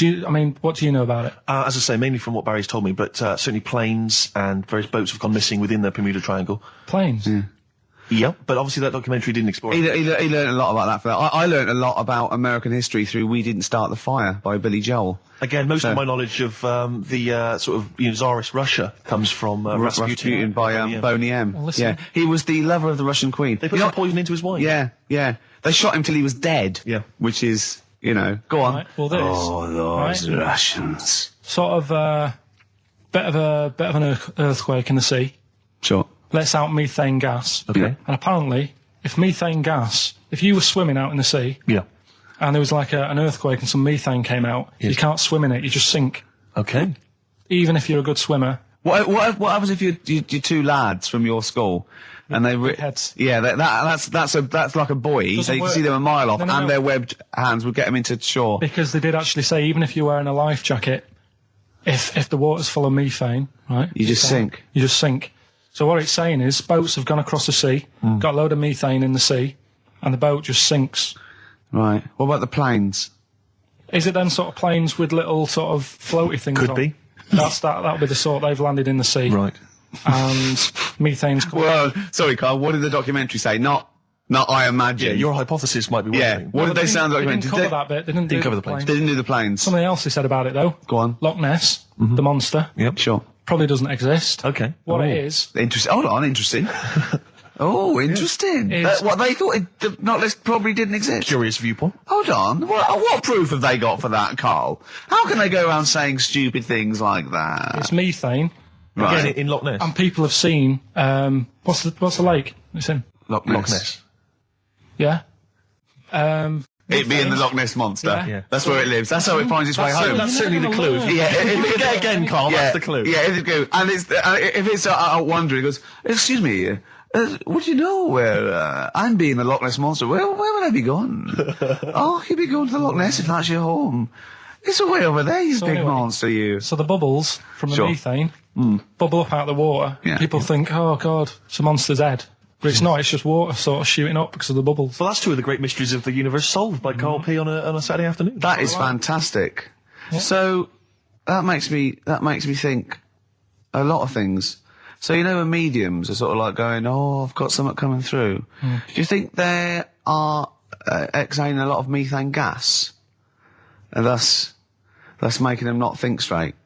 Do you think everything's down to methane gas? Do you think that all the mysteries of the universe are down to methane gas, Carl? What did it say in the documentary you saw? About what? What was the budgie happy? We know that budgie was sad. Was it in a room? Because they used to take canaries down the mines, didn't they? They used to take canaries down the mines, they'd smell the methane, and then the budgie would be happy. I'm not going to teach you anymore. Play a record. Excuse me, and don't be alarmed. I look quite frightening, but I'm merely a nice monster. I seem to have lost my way home. Could you direct me in the right direction? Nice to meet you, yeah, Karl Pilkington. Hi. What's your name? Why do you need to know my name? Well, it might help me to find out where you come from. Oh, my name's the Loch Ness Monster. Okay, alright, give me a second. What was your name again? Loch Ness Monster. See, this is what I mean. Alright, guys, have you finished that private call? Yes. Jeez, that was outrageous. You're a fan of Feng Shui, Karl, and you believe it's all true. I just run this one past you just on the off chance. Yeah. Because maybe that you change your opinion slightly. Yeah. Feng Shui teaches you to use your environment wisely. Sure. If your land and the surrounding area is undulating, it's said to house auspicious dragons. When land is flat and featureless, the dragon is missing and the land is said to be less auspicious. Excuse me, they call me the Brixton Dragon. Sure. I seem to have lost my way. I know it's South London somewhere, but could you help me find my home? What's your name? Well, they call me the Brixton Dragon. Right, where are you from? I see what you mean. I see what you mean, aye. Oh, okay, man. So does that make you query it at all, the dragon? I'm not into it that much. Right, I'm sure. just saying that if you have your head at one end of the bed rather than the other, it might make a difference to your night's sleep. It's not so much Feng Shui, though, is it, as sort of good advice, generally. When you went home... Don't sleep on the end of a spike near a cliff. I mean, that's good advice, isn't it? You know what I mean? And it was a Christmas play, and I managed to get a part in it. And, did you audition? No. Got a part in it, and I should have been playing the drums to the one about Kings. We Three Kings. Yeah. I was meant to be doing that, but Little Donkey came on, and it was one of those. What do you mean came on? That was like next up on the next song. Right. And it's one of them songs that you can't help sort of tapping along to. Yeah. Do you know, like if I was to go. Yeah, you'd have to finish it with. Yeah. Do you know that they actually send that into space? Do they? And what? Hoping the aliens will respond with that. Yeah. They do that because apparently it is one of them things that you can't help. What, even if you're an alien life form? Yeah. They know that, do they? Yeah. But anyway, what? Because they watch Star Trek or something. No. Knock. Yeah. No, seriously. Is it true? Like if you send out knock into space, they have to say Oggy.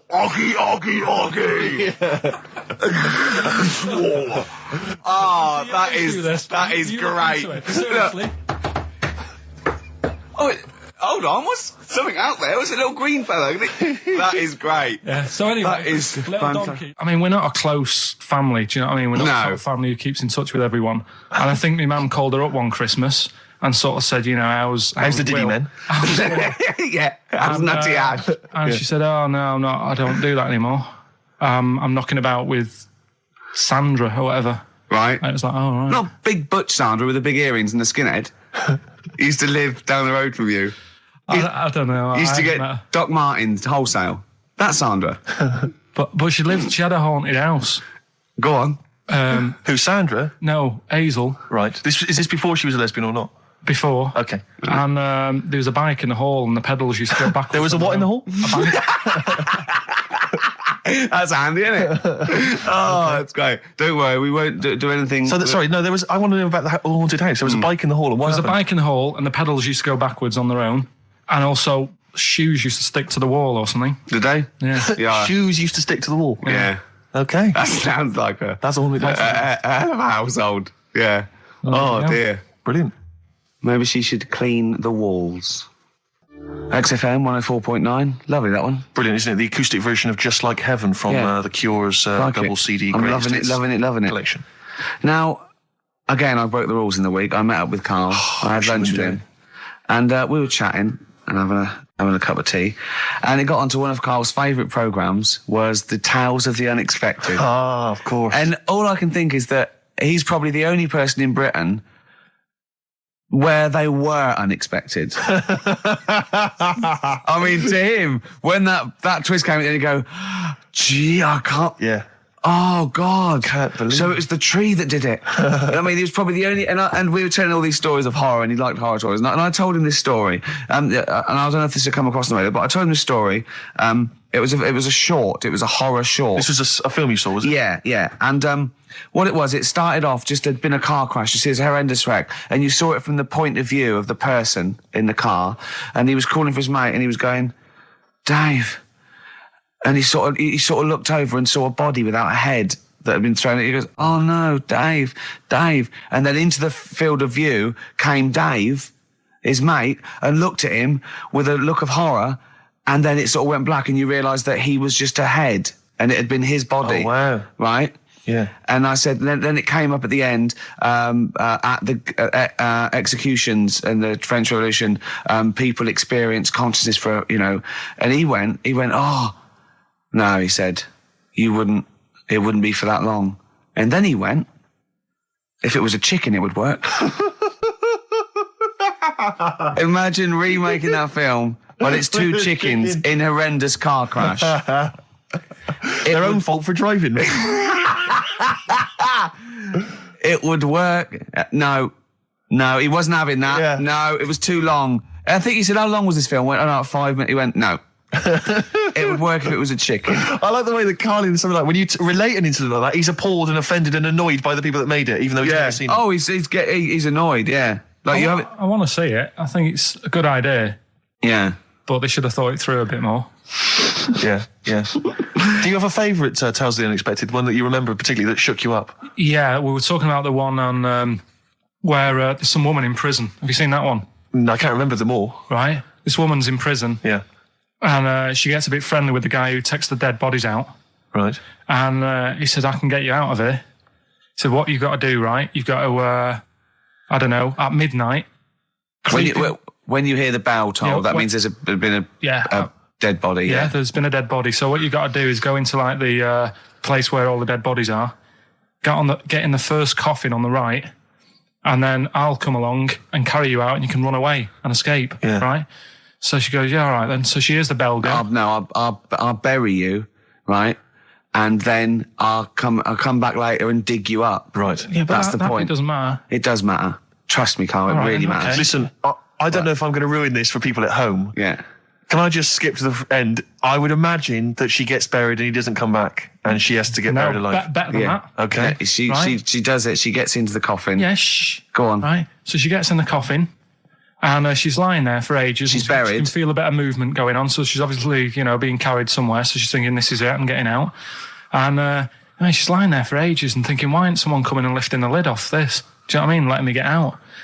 So she's really bored. She gets a lighter out, right? Lights it to have a look at who she's lying on. It's only the fella who said he'd help escape. Oh. How bad is that? That is... How bad is that? So it is quite important that she's buried alive then, isn't it?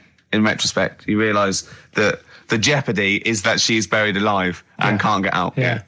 It makes it so much worse, doesn't it, than just like lying in the morgue and going, actually, I'm getting out of here. Yeah. This isn't going to work. Look at Carl's face. Having told that, he's so pleased. His face is lit up. He's beaming like a child. Have you seen any? Is that your favourite horror thing ever? That's a good one. And let's see if anyone knows what the finger is. When that bloke was under the ground wiggling his finger. We're talking about one with some fella who's stuck in the ground or something. This is a motif I noticed in your particular favourite ones. Yeah, right. People stuck in the ground. Go on. Right. So it's a fella, is it? Yeah, a fella stuck. Now I seem to remember it just being his foot, to be honest, being stuck in a hole. No, he was under the ground and he got a little thing out of the pavement and he put his finger up and wiggled it to try and attract attention. Then you see a woman come along and her stiletto heel just knocks his finger off. You see, I'm wondering whether it's the same one as I saw. Yeah, it could be two like that, couldn't it? They were running out of ideas by the last series. It's a big theme in Hollywood. Or what was that one you told me about with the porn? That was a good one. Oh, this was fantastic, right? Right. There was this. Sorry, can I just check now? We're just remembering classic episodes of the Tales. No, this is important. Well, I saw one right. I saw one on Tales Unexpected, right? And it was these two gents. What they used to do, they look down the obituaries and they'd blackmail the wife or the son of a dead eminent person, like might be a priest or a doctor, or and they'd go and they'd say, he bought some erotic stuff from us before he died, and he owes 100 guineas and all this sort of stuff, and they'd pay up because it'd be so embarrassing. They just didn't want them to say, just pay him, right? And this one bloke said, who are these people? I'll meet with them. And he goes round there, and he goes round, and they go, your father. He goes, my father could not have bought any erotic material from you. They did it. He goes, he couldn't have. He's blind. Right? And that was the twist. And Carl went, so it was magazines, not videos then. Yeah. Now think about it, Steve. Is that so stupid? Well, presumably it was set in olden times because people... professional pornographers don't tend to call it, erotic material. Yeah. They tend to call it, juicy jugs or whatever. But more than that, I don't understand how a video is going to be any use to a blind person either. I know that you can hear the sound, Carl. Look at him nodding like he's caught me out. Yeah, what sound were you hear? Do, do, do, do, do, do, do, do, do. Your meter needs looking at? Yes. Cut. What's then? What's that? Then it's just noises, isn't it? Occasional groans. Yeah. Right. You could listen through the wall at your neighbours.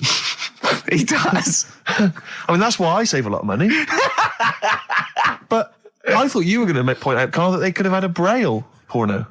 Now, have you thought of that? Look, feel the lumps on that. Exactly. Think about it, Carl. Think about it. You're excited now. Yeah. Your girlfriend's away, Carl. Yeah, the cheese grate is only under the cupboard. No, she's a good-looking lady. Oh. Next, we've got White Van Carl. Oh, excellent. Stereophonics, Vegas 2 times, XFM 104.9 into the last hour. Yeah. And then 3 shows to go. That's true enough. Until we're off the air. I'm Ricky Gervais. With him, Steve Merchant. Carl. Oh, yeah. All right? Yeah. Go on, tell you, we cut short last week, weren't we? You had an amazing story about Neil Armstrong, didn't you? Well, we've been doing quotes, haven't we? Like famous quotes. Sure. Yes. I've, gone down in history. Yeah. And I was saying, quotes don't really matter. It's more the situation that you're in than the quote itself. Go on. So like Neil Armstrong, if he'd have said, tie bacon round your head. I'm as happy as a pig in dust. Yeah, that would have still gone down in history as like being the thing that Neil Armstrong said, wouldn't it? Yeah. Yeah. But Space is driven in mental, probably would have been. But he chose to say something profound and meaningful to befit the situation.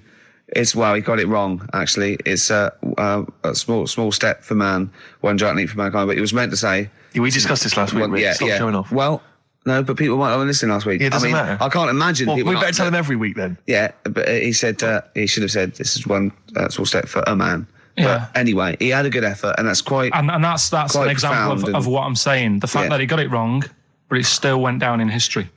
Right. But anyway, the bit that and it didn't happen anyway, did it?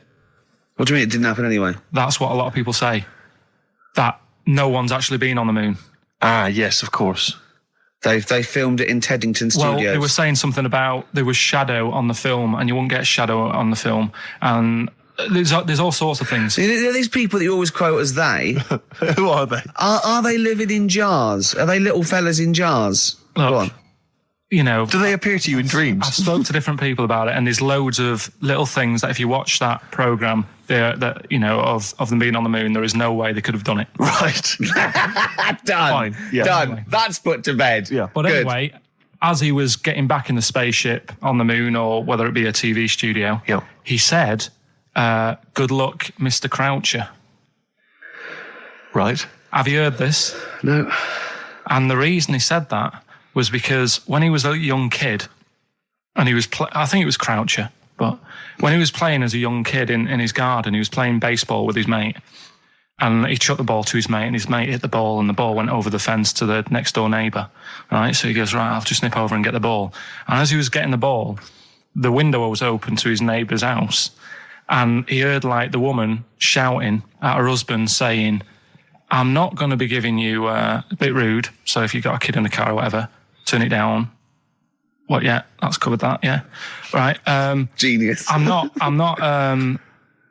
no matter how many times you ask me, I'm not going to be giving you oral sex. The day I do that, man would have walked on the moon. Right? Yeah. He grows up, he gets on the moon, and he remembers all that story, and as he gets back in the spaceship, he says, good luck, Mr. Croucher.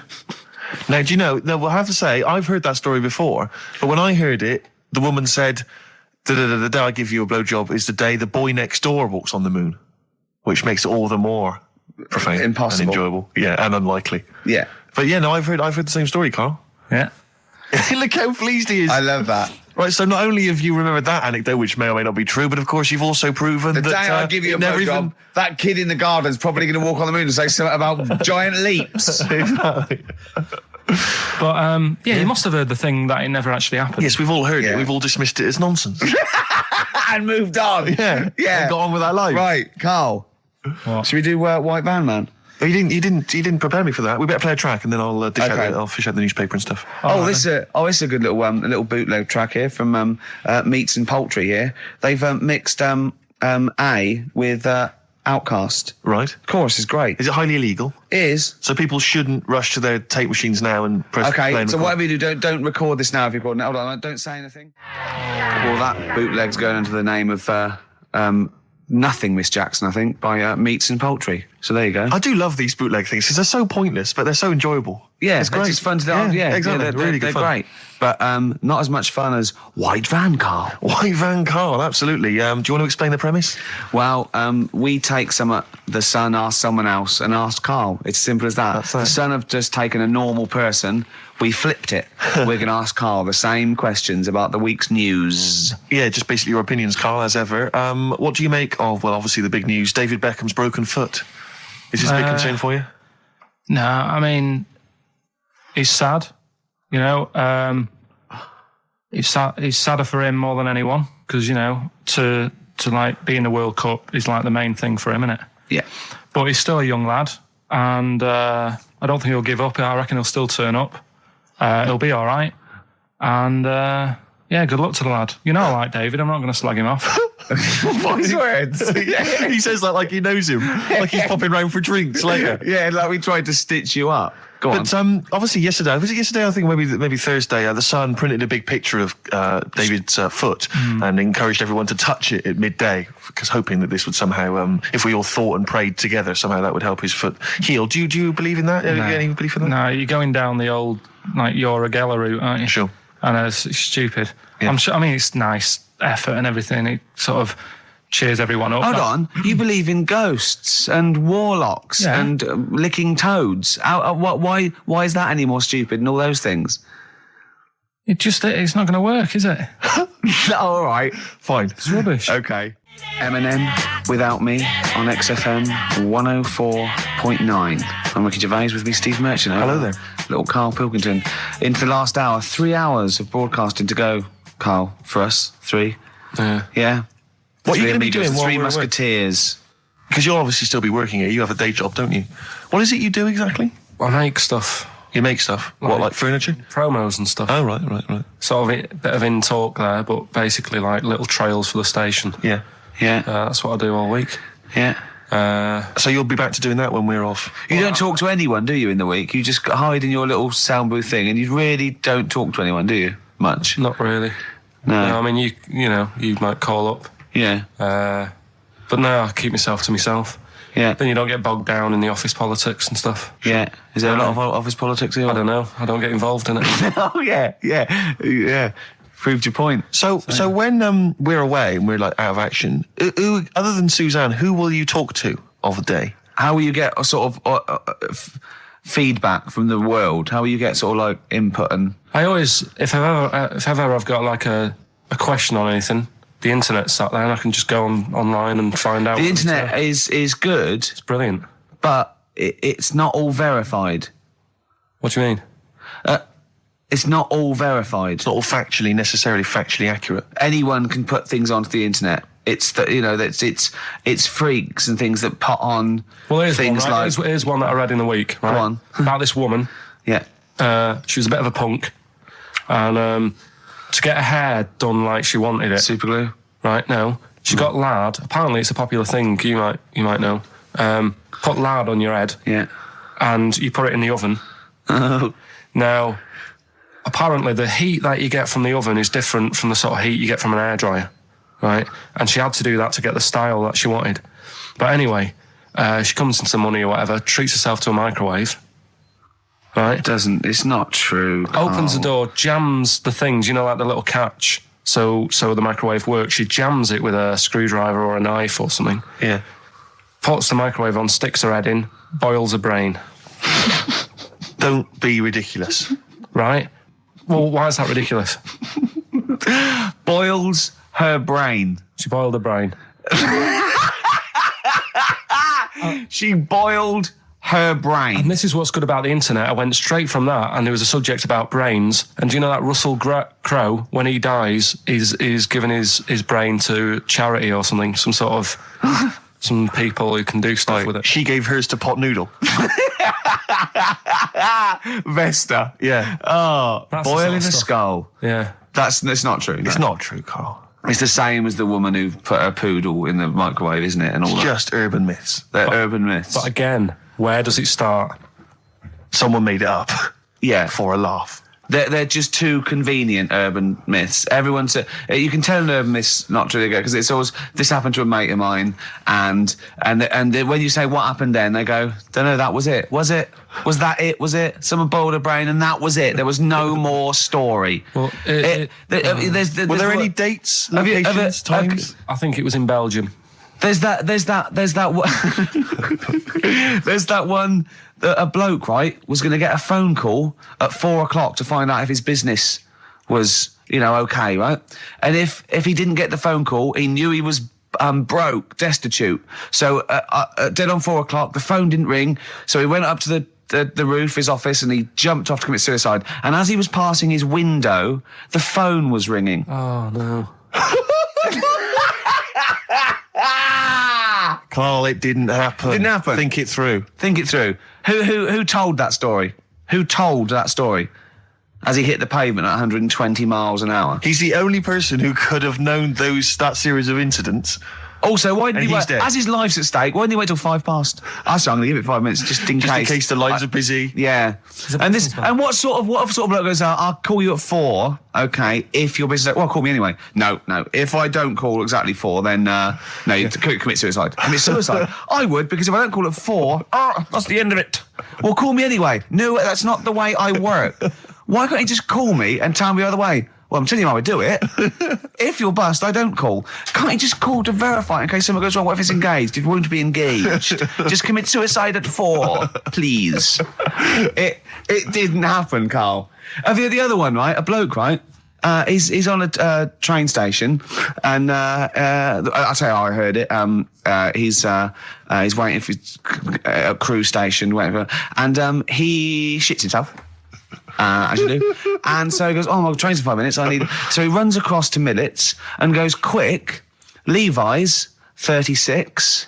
The bloke just puts it in a bag, he runs onto the train, he goes into the toilet, takes his trousers and pants off. His soiled trousers Yes, and pants. throws them out of the window, I won't be needing those again, cleans himself off, open the bags, it's a jacket. Oh. No, it didn't happen, Carl! At what point did he go into it and go, quick, Levi's 36? And the bloke went, sorry, Levi's 36, what, a pair? No, shall I wrap them? Them? It? Shall I wrap? Just wrap whatever it is. Do you want to look? No, I'm not looking when you're putting it in the bag, please. Right? 36 ways story. So, don't say anything. I've told you 36 Levi's. They put it in a bag and charged me for it. Yeah. I don't want to discuss it further. Yeah. There was one... Here we go.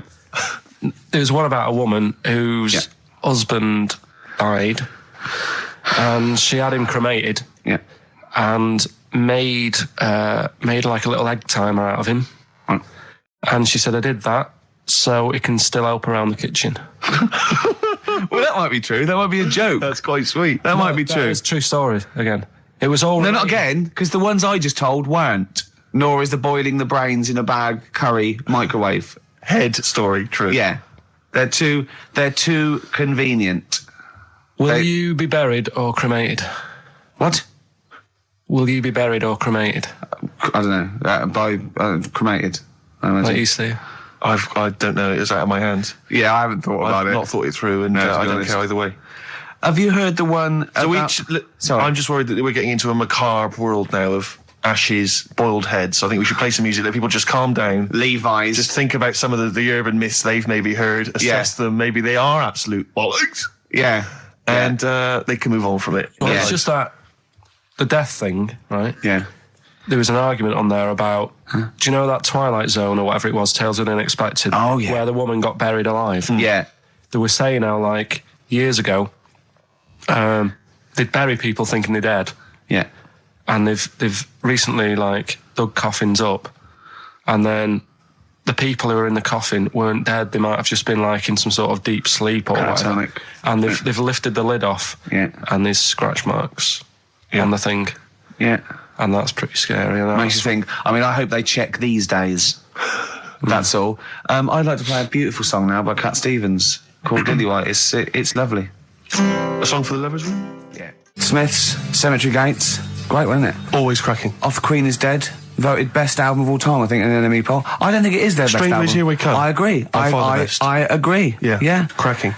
Anyway, Carl, so people are arguing on the flight. How did you enjoy Edinburgh, by the way, anyway? Because I saw you up there briefly with you and Nick Frost, your new mates, Nick Frost and Simon Pegg. You know, he prefers them to us now. I know, apparently, I could tell that from just talking to him. It was the way he was sort of looking at them. He was just smiling at Nick Frost. It's his new best chum. You love Nick Frost, don't you? Would you have preferred it, right, if I went to Edinburgh and had to sit with some people that I really didn't like?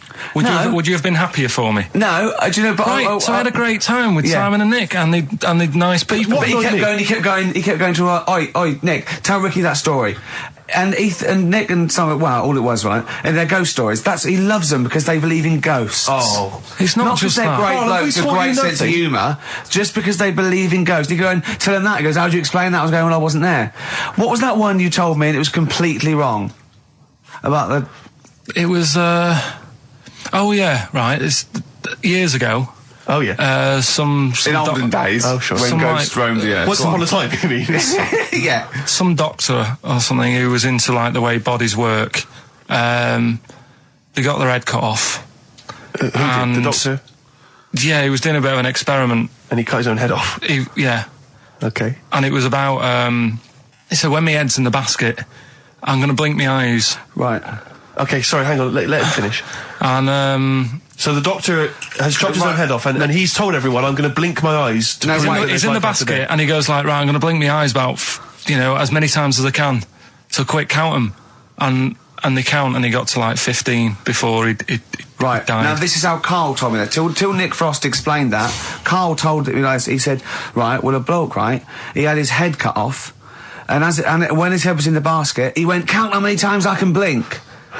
And I went, well, that's rubbish. He went, no. And Nick went, well, no, he actually said, when my head's in the basket. And Karl went, all right. I said, Karl, do you know the subtle difference? Do you see the subtle difference? I have to say, though, guys, I still don't really understand what went on there.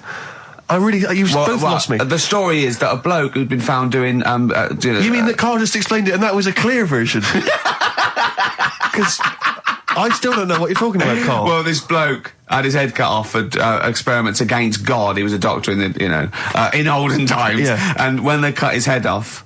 Why did they cut his head off? Because it was... he was executed. Crimes against... Exactly, he was executed, yeah. And...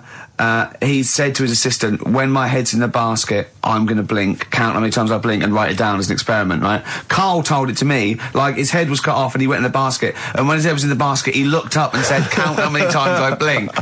Yeah. I love that. I love the difference in that story. Yeah. Both rubbish, but, one's possible and one isn't. You believe anything that you're told, except when we tell you the truth. Right, here's one. Christ. Ghosts and that we got talking about. Sure. And Nick said, right, he said, you'll like this one. He said, my auntie was having loads of problems. Why are you whispering? It's not illegal to talk about ghosts on the radio. No, but it's hearing this. So the auntie's in the house and furniture's moving about all the time. Oh, God.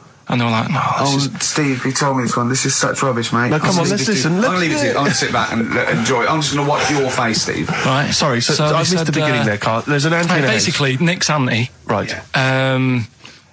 In the house, things moving around all the time. And it was just annoying every time she tidied up. It was like... it was just annoying. Making a mess.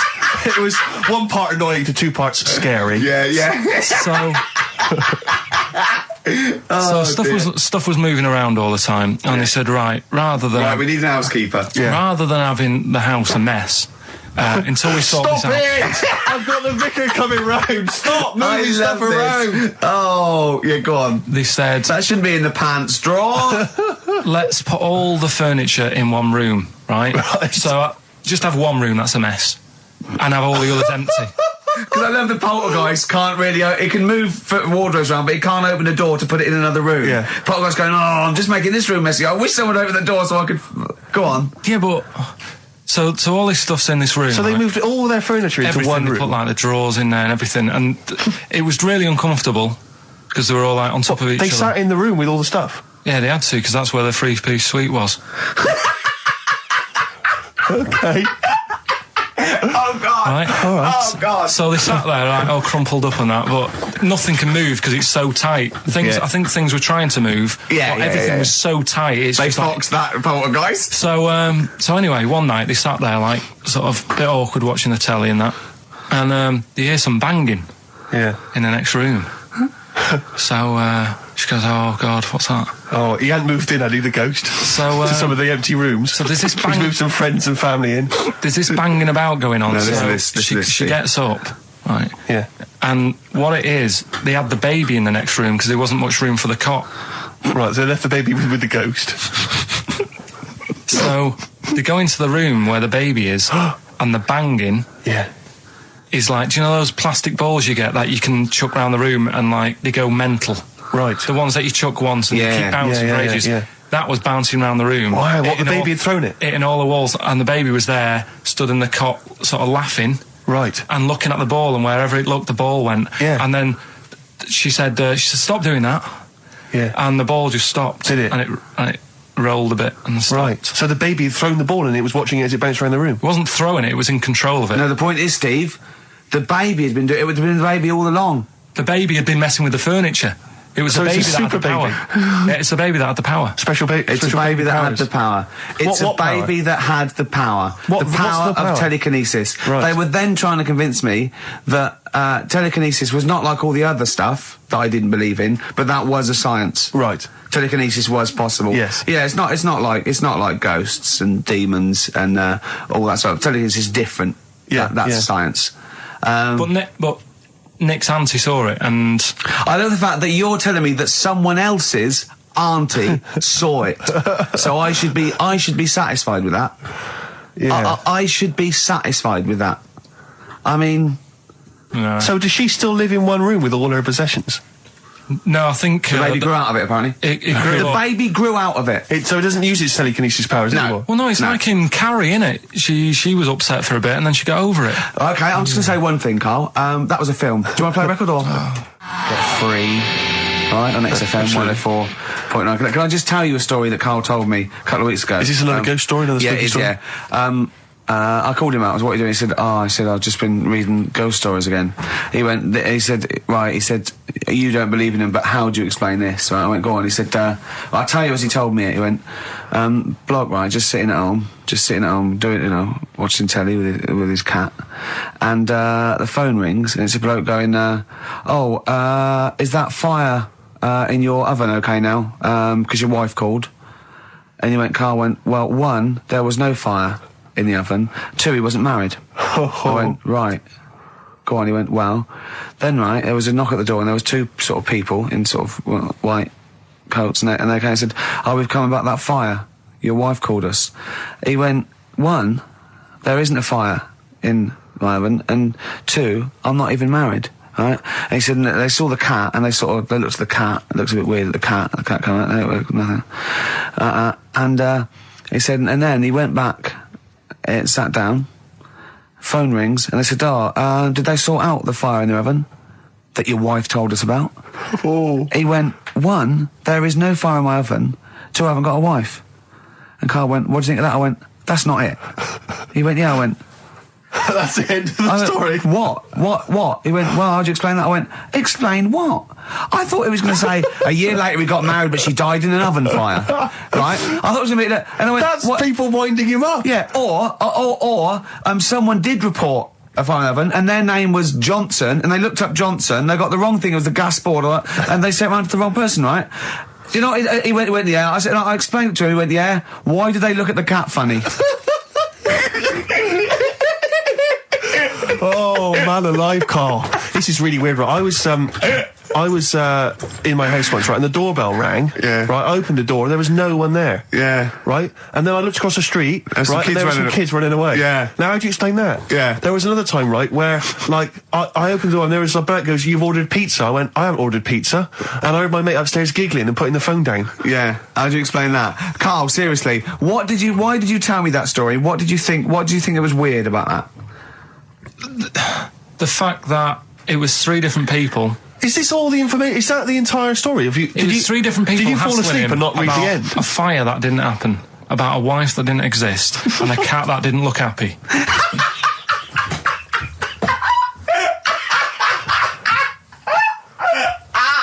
Oh, I'm gonna have a heart attack, Carl. What? I mean, why did they look at the cat funny? Because cats don't like spirits, do they? What? And the other blokes were ghosts? Yeah. Yeah, that's it. So these are kind of beetle about type ghosts. These are ghosts who walk the earth as the undead, just winding people up slightly. That's lovely. That is lovely. seriously, and a cat Carl- that did not look happy. But seriously, why would ghosts wander around just like winding people up? Oh, Maybe something did happen there years ago. Some fire. Some woman might have died in a house of a fire or something. Yeah. And it sort of all happened again. Bit of a Yeah, it's certainly a mystery. I mean, if you don't It is a mystery. I mean, I can't. What's this book you were reading? You were reading a book, which is interesting enough. It was the For Tea and Times. Oh, Carl. Yeah. Well, I don't know what to say. Well, I'll tell you this, Carl. There is a track that will spook you right out. This is Warren Zevon from what was it, like about 1979, early 80s? Oh, great track. Werewolves of London. Play this, Carl. But don't be scared. From 1978, Carl. Werewolves of London by Warren Zevon. Are you a fan of that? It's alright. Great track, isn't it? Fans of Warren Zevon, maybe if you should know he's got a new album out.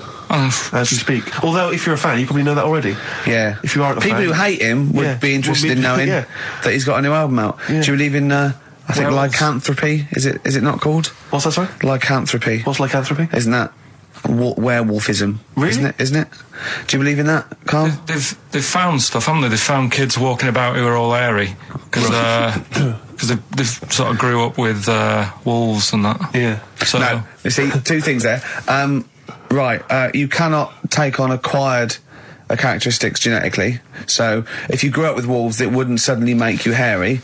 There's been pictures, there's been stories on it, and I reckon a lot of people have seen the stories. It's a popular thing. You mean the kids that are born hairy? No, there's kids who've been born hairy, right? Yeah, that's it. No, but listen, and they walk around on all fours, and they drink milk from a saucer. Steve, this is remember that time with the maggot in the head? Yeah. Getting out with bacon, and you were like laughing, and then people called up and said, "Yeah, I've seen that. I've read about that." Yeah, this is the same thing. Have you seen an XFM listener up close? Have you ever looked? They drink milk from a saucer. yeah, they've got to be kept on leads. People who listen to this show. There's no point me telling you about stuff. There is. It's comedy gold. When you were at school, did you keep arguing with the teacher saying you're talking rubbish there? Teachers didn't teach us about werewolf boys and ghosts. They taught us maths. God, right. Tell the story about the manhole cover. Right, in the same magazine as the one with the cat and the fire and that. Don't tell me that story again, it gives me the shivers. Yeah, a cat that's got a weird expression on its face is against God. Anyway, this isn't a scary story. This was just like physics. Physics. Yeah. It was going on about the nuclear bomb and how powerful it is. And they put a manhole cover on top of one. Okay. Blew it up. Yeah. Never saw the manhole cover again.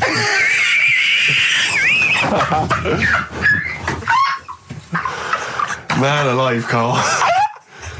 Unexplained. What's going on there? Something weird is happening there.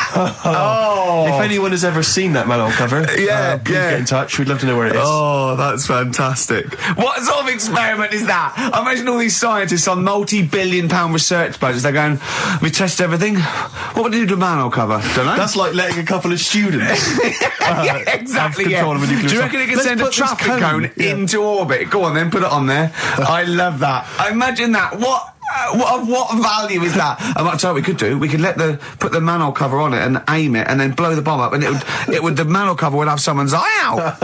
Fire it. See if you can fire manhole covers off the nuclear bomb. Try bangers to a bomb. See if it's louder. Oh God.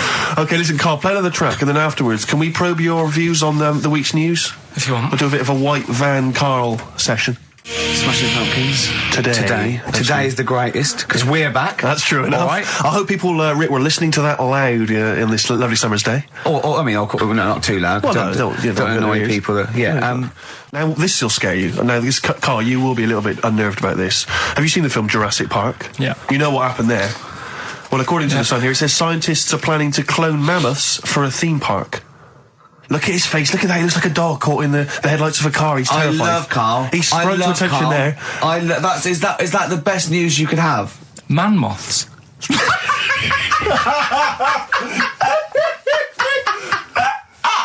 Right. Yeah, man moths. I man love moths. the fact that that's why he was so excited that they bred a man moth.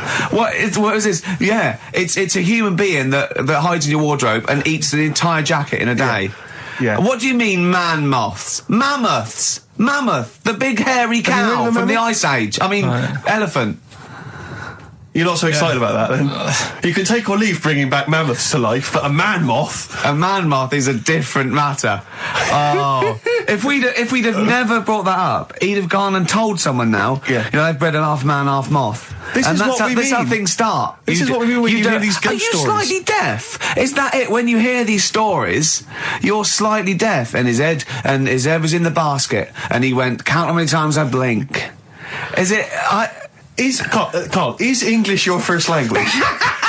Are you actually foreign? Is that the thing? Yeah. Should we speak when we say slower? foreign, we mean not of this planet. Yeah. Should we speak slower? Would that be a help to you? No, go on. Next What do you make of that? Do you think that's good? Do you think that's good to bring back mammoths? Prehistoric animals. These giant elephants. They're slow, aren't they? It's not as if they're going to, like, get out and run fast and they can't capture them. They'd probably be a fence, to be honest, Carl. They'd probably be a fence. No, but you're asking it as if, like, it could all go wrong, but it couldn't, could it? Well, really? but the point was about Jurassic Park is they thought it wouldn't go wrong. They thought they had it all under control. Have you learned nothing from Jurassic Park, Carl? Dinosaurs would say, think about it before you do it. But with a hairy elephant, it's not going to... Not a concern for you. Would you go along to see him? Would you be interested in it? If it was in the area. He's great, isn't he? I'd love a queue. Nothing right? impresses No, him. but what I'd like to do is Carl sitting like Yoda in a little cave, and I'd just like to see people like Tony Blair and Stephen Hawking's in a queue, and they go and say, "Carl, got a bit of a problem." And thinking of cloning a man and a moth. Problem? Not an issue. No, if I'm in the area, I won't cruise around and have a look at it. Otherwise, just don't send it near my clothes. Oh, that's fantastic. So it's just for a second. As the words "man moth" came into your head, how excited were you? I mean, were you both terrified and excited? For the moment when you thought that they'd cloned a man and a moth? I pictured... what kind of face did he have? Did he have the moth's head, or was it a man's head? Just a little man head. Right, what was his face? What did it look like? He was like a bit shocked. Perplexed, yeah. So it was like he'd been grafted onto the body of a moth without his consent. And when he was asleep, he'd woken up. He just went in to have a goiter removed, and they said, "We've replaced your goiter with the body of a giant moth." Yeah, is that all right, Mr. Jenkins? So he had the head of a little. Was it a little boy or a man? Little man. Right. Okay. And he's just bumping into a lamp. He's just bumping into a lamp. If you went into hospital and they'd done something, what's the worst thing they could do, right? What would you rather have done, right? You wake up and you've got lobster claws for hands. Right. You wake up and you've got duck's feet. Or you wake up and you've got one horn coming out of your head. The worst thing? Yeah. Probably the horn coming out of my head. Why? Get in the way. That'd be useful, wouldn't it, in fights and stuff? And for like parties, people would play Well, I quoits. suppose the lobster claws would also be quite handy there. Definitely. Landed, Mr. Ben Folds. We've landed on XFM 104.9. Ricky Gervais, Steve Merchant, and little Karl Pilkington, and his magical little manky, round, baldy head. He was described as a wacky mank in one of the papers this week. Really? Brilliant. Well, remember we were talking about it last week about he came round to my house and I popped out my Mr. Johnson to take a little look at. And his two that made daughters. The papers. That made the papers. Wow. What paper? It wasn't front page of the Times. It must have been like the Daily Star or something. Just squeeze Live 8 on the second page. Yeah, so Wacky Mank. Wacky Mank, that's Wacky great. Mank. Wacky Mank. We had an email from someone that reckons they remember you from body popping round Salford way. Yeah, Eccles Precinct, apparently. You know that, I wasn't doing it round there, though. What do you mean? I was round Stretford. Stretford-Arndale. And what were you doing? What sort of body popping was it? Just a bit of everything. Caterpillar. Bit of moonwalking. Did you have a little piece of line you used to carry around? Well, mates had that. Right, you didn't Borrowed theirs. Were you really good? But you weren't breakdancing, well, you weren't spinning on your head and stuff, you were more body popping. Well, I hope he wasn't spinning on his head, because that can sort of give you little brain damage and things. Well, it can give you brain damage. Also, it can wear your head down, and also it makes your head perfectly round. Yeah. Because the gravity is pulling on. But if you keep on doing it, obviously it's going to wear your hair out, yeah. So you become sort of like a... Stupid, bald, and roundy-headed. Yeah. So I very much doubt that you did do any of that. Did you, Carl? Didn't do any of that. Well... So you're shooting off in a minute, aren't you? Well, yes, because we were trying to make poverty history, Carl. Yeah. People are making poverty history all over the place. They're putting on a wristband, and it seems to be working, because I haven't been poor for ages. I haven't been poor. And Alex had a stop bullying. Alex was wearing a stop bullying wristband, and as he himself said, he seems to have sorted that out. You haven't been bullied I for haven't been ages. bullied for years. So wristbands work. I saw one in a shop window the other day which said, stop child abuse. And I bought one, obviously, because a lot of people say, does it make a difference? But it was only £1, and I'd only spent it on kiddie porn. So, I think I'd made a little difference there, in a small way. On a serious note, though, I like the idea that stop child abuse. If you're a paedophile and you're walking along the street in your Mac, right? You got a puppy in one hand, a bag of sweets in the other, and you see this wristband, and you go, "Oh, stop it." Oh, okay then. Yeah, I thought before. That's what I think. Okay, fair enough. Yeah. I won't be doing that again. Yeah, he was hanging around in Topshop for unsavoury reasons. He saw them in there for only £1. Carl, we haven't got long, have we? We've got an hour and a half because we've got to shoot off. I've got to shoot off down to Live 8 and introduce Rem. So we got a lot to pack in. We got the Rockbusters, and then we give away. I just saw those. I'll finish the sentence in a minute. I look forward to it. I'm getting excited. I'm getting excited. So we got so much to pack in. Yeah. I haven't got time to finish all my. So listen, right? You know the things we're giving away. The signed little Homer. The Nigel Tufnell thing and the Flanimals, right? It looks brilliant. They've done a brilliant job, the people here at XFM. So take back all you were saying about them, Carl. And also we should say as well, you've still got a chance to win that, because if you get today's Rockbusters, you go straight into the hat for the big draw, so you've still got a chance to win all those top prizes. Play a record. Bit of Monkeys. Yeah. Monkeys. Pleasant Valley Sunday. All right, do you like that, Carl? It's all right, yeah. What's it about? Well, if you heard, it was a sort of description of, typical suburbia, isn't it? Here in status symbol land. It's a sly dig. When the monkeys get a bee in their bonnet about something, you better not. You do not want to be on the receiving end of that. Yeah. We've got a good song with a story later. Go on, what have we got? Don't want to tell you yet. All right. Now, is it as pitiful as last week's, where you somehow misheard that Eric Clapton song? What was the Eric Clapton song? Well, Wonderful Tonight, and he was convinced it was about a bloke in a wheelchair for no reason, no evidence at all, other than she's walking around with me. Yeah. Well, yeah, walking around with me. No. I walk into a room and everyone's head turns to look at her, which you didn't seem to Helps him to bed. Is he's drunk? He's had a few. Never mind. Yeah, well, you're totally wrong. Big day, Carl, though, isn't it? Because there's lots going on, and I know Carl's it's very, very important for him that he champions Live 8. I don't know what's going on. I don't know what. I am sick of it, to be honest. Sick of what? Just sick of reading about it. Sick of this Live 8 thing. Sick of it all. Brilliant. Fed up with it. What annoys you particularly? It's not only that today, though, is it? On the way in today, right? Saw a gay fella on a bike. Weird? On a bike, rushing. What time did the gay march start? What time did they have to be? Why are you looking at me? I don't know.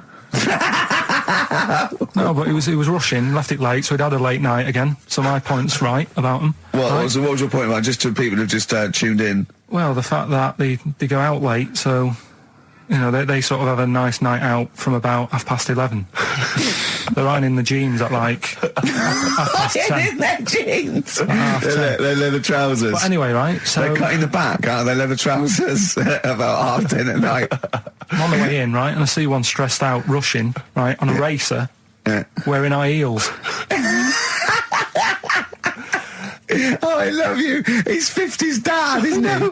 He's angry. He's just angry. If you're a gay fella and you're proud to be gay, but you also want to make poverty history, you don't know what to do today, do you? You're all racing all over the place. Must be murder. It seems a bit unfortunate that they've put them on the same day. Yeah. Well, you can get little leather studded wristbands that say make poverty history. Yeah. So you can join in on both parts. You can kill two birds at one stone. Yeah. But why is Live 8 stressing you out?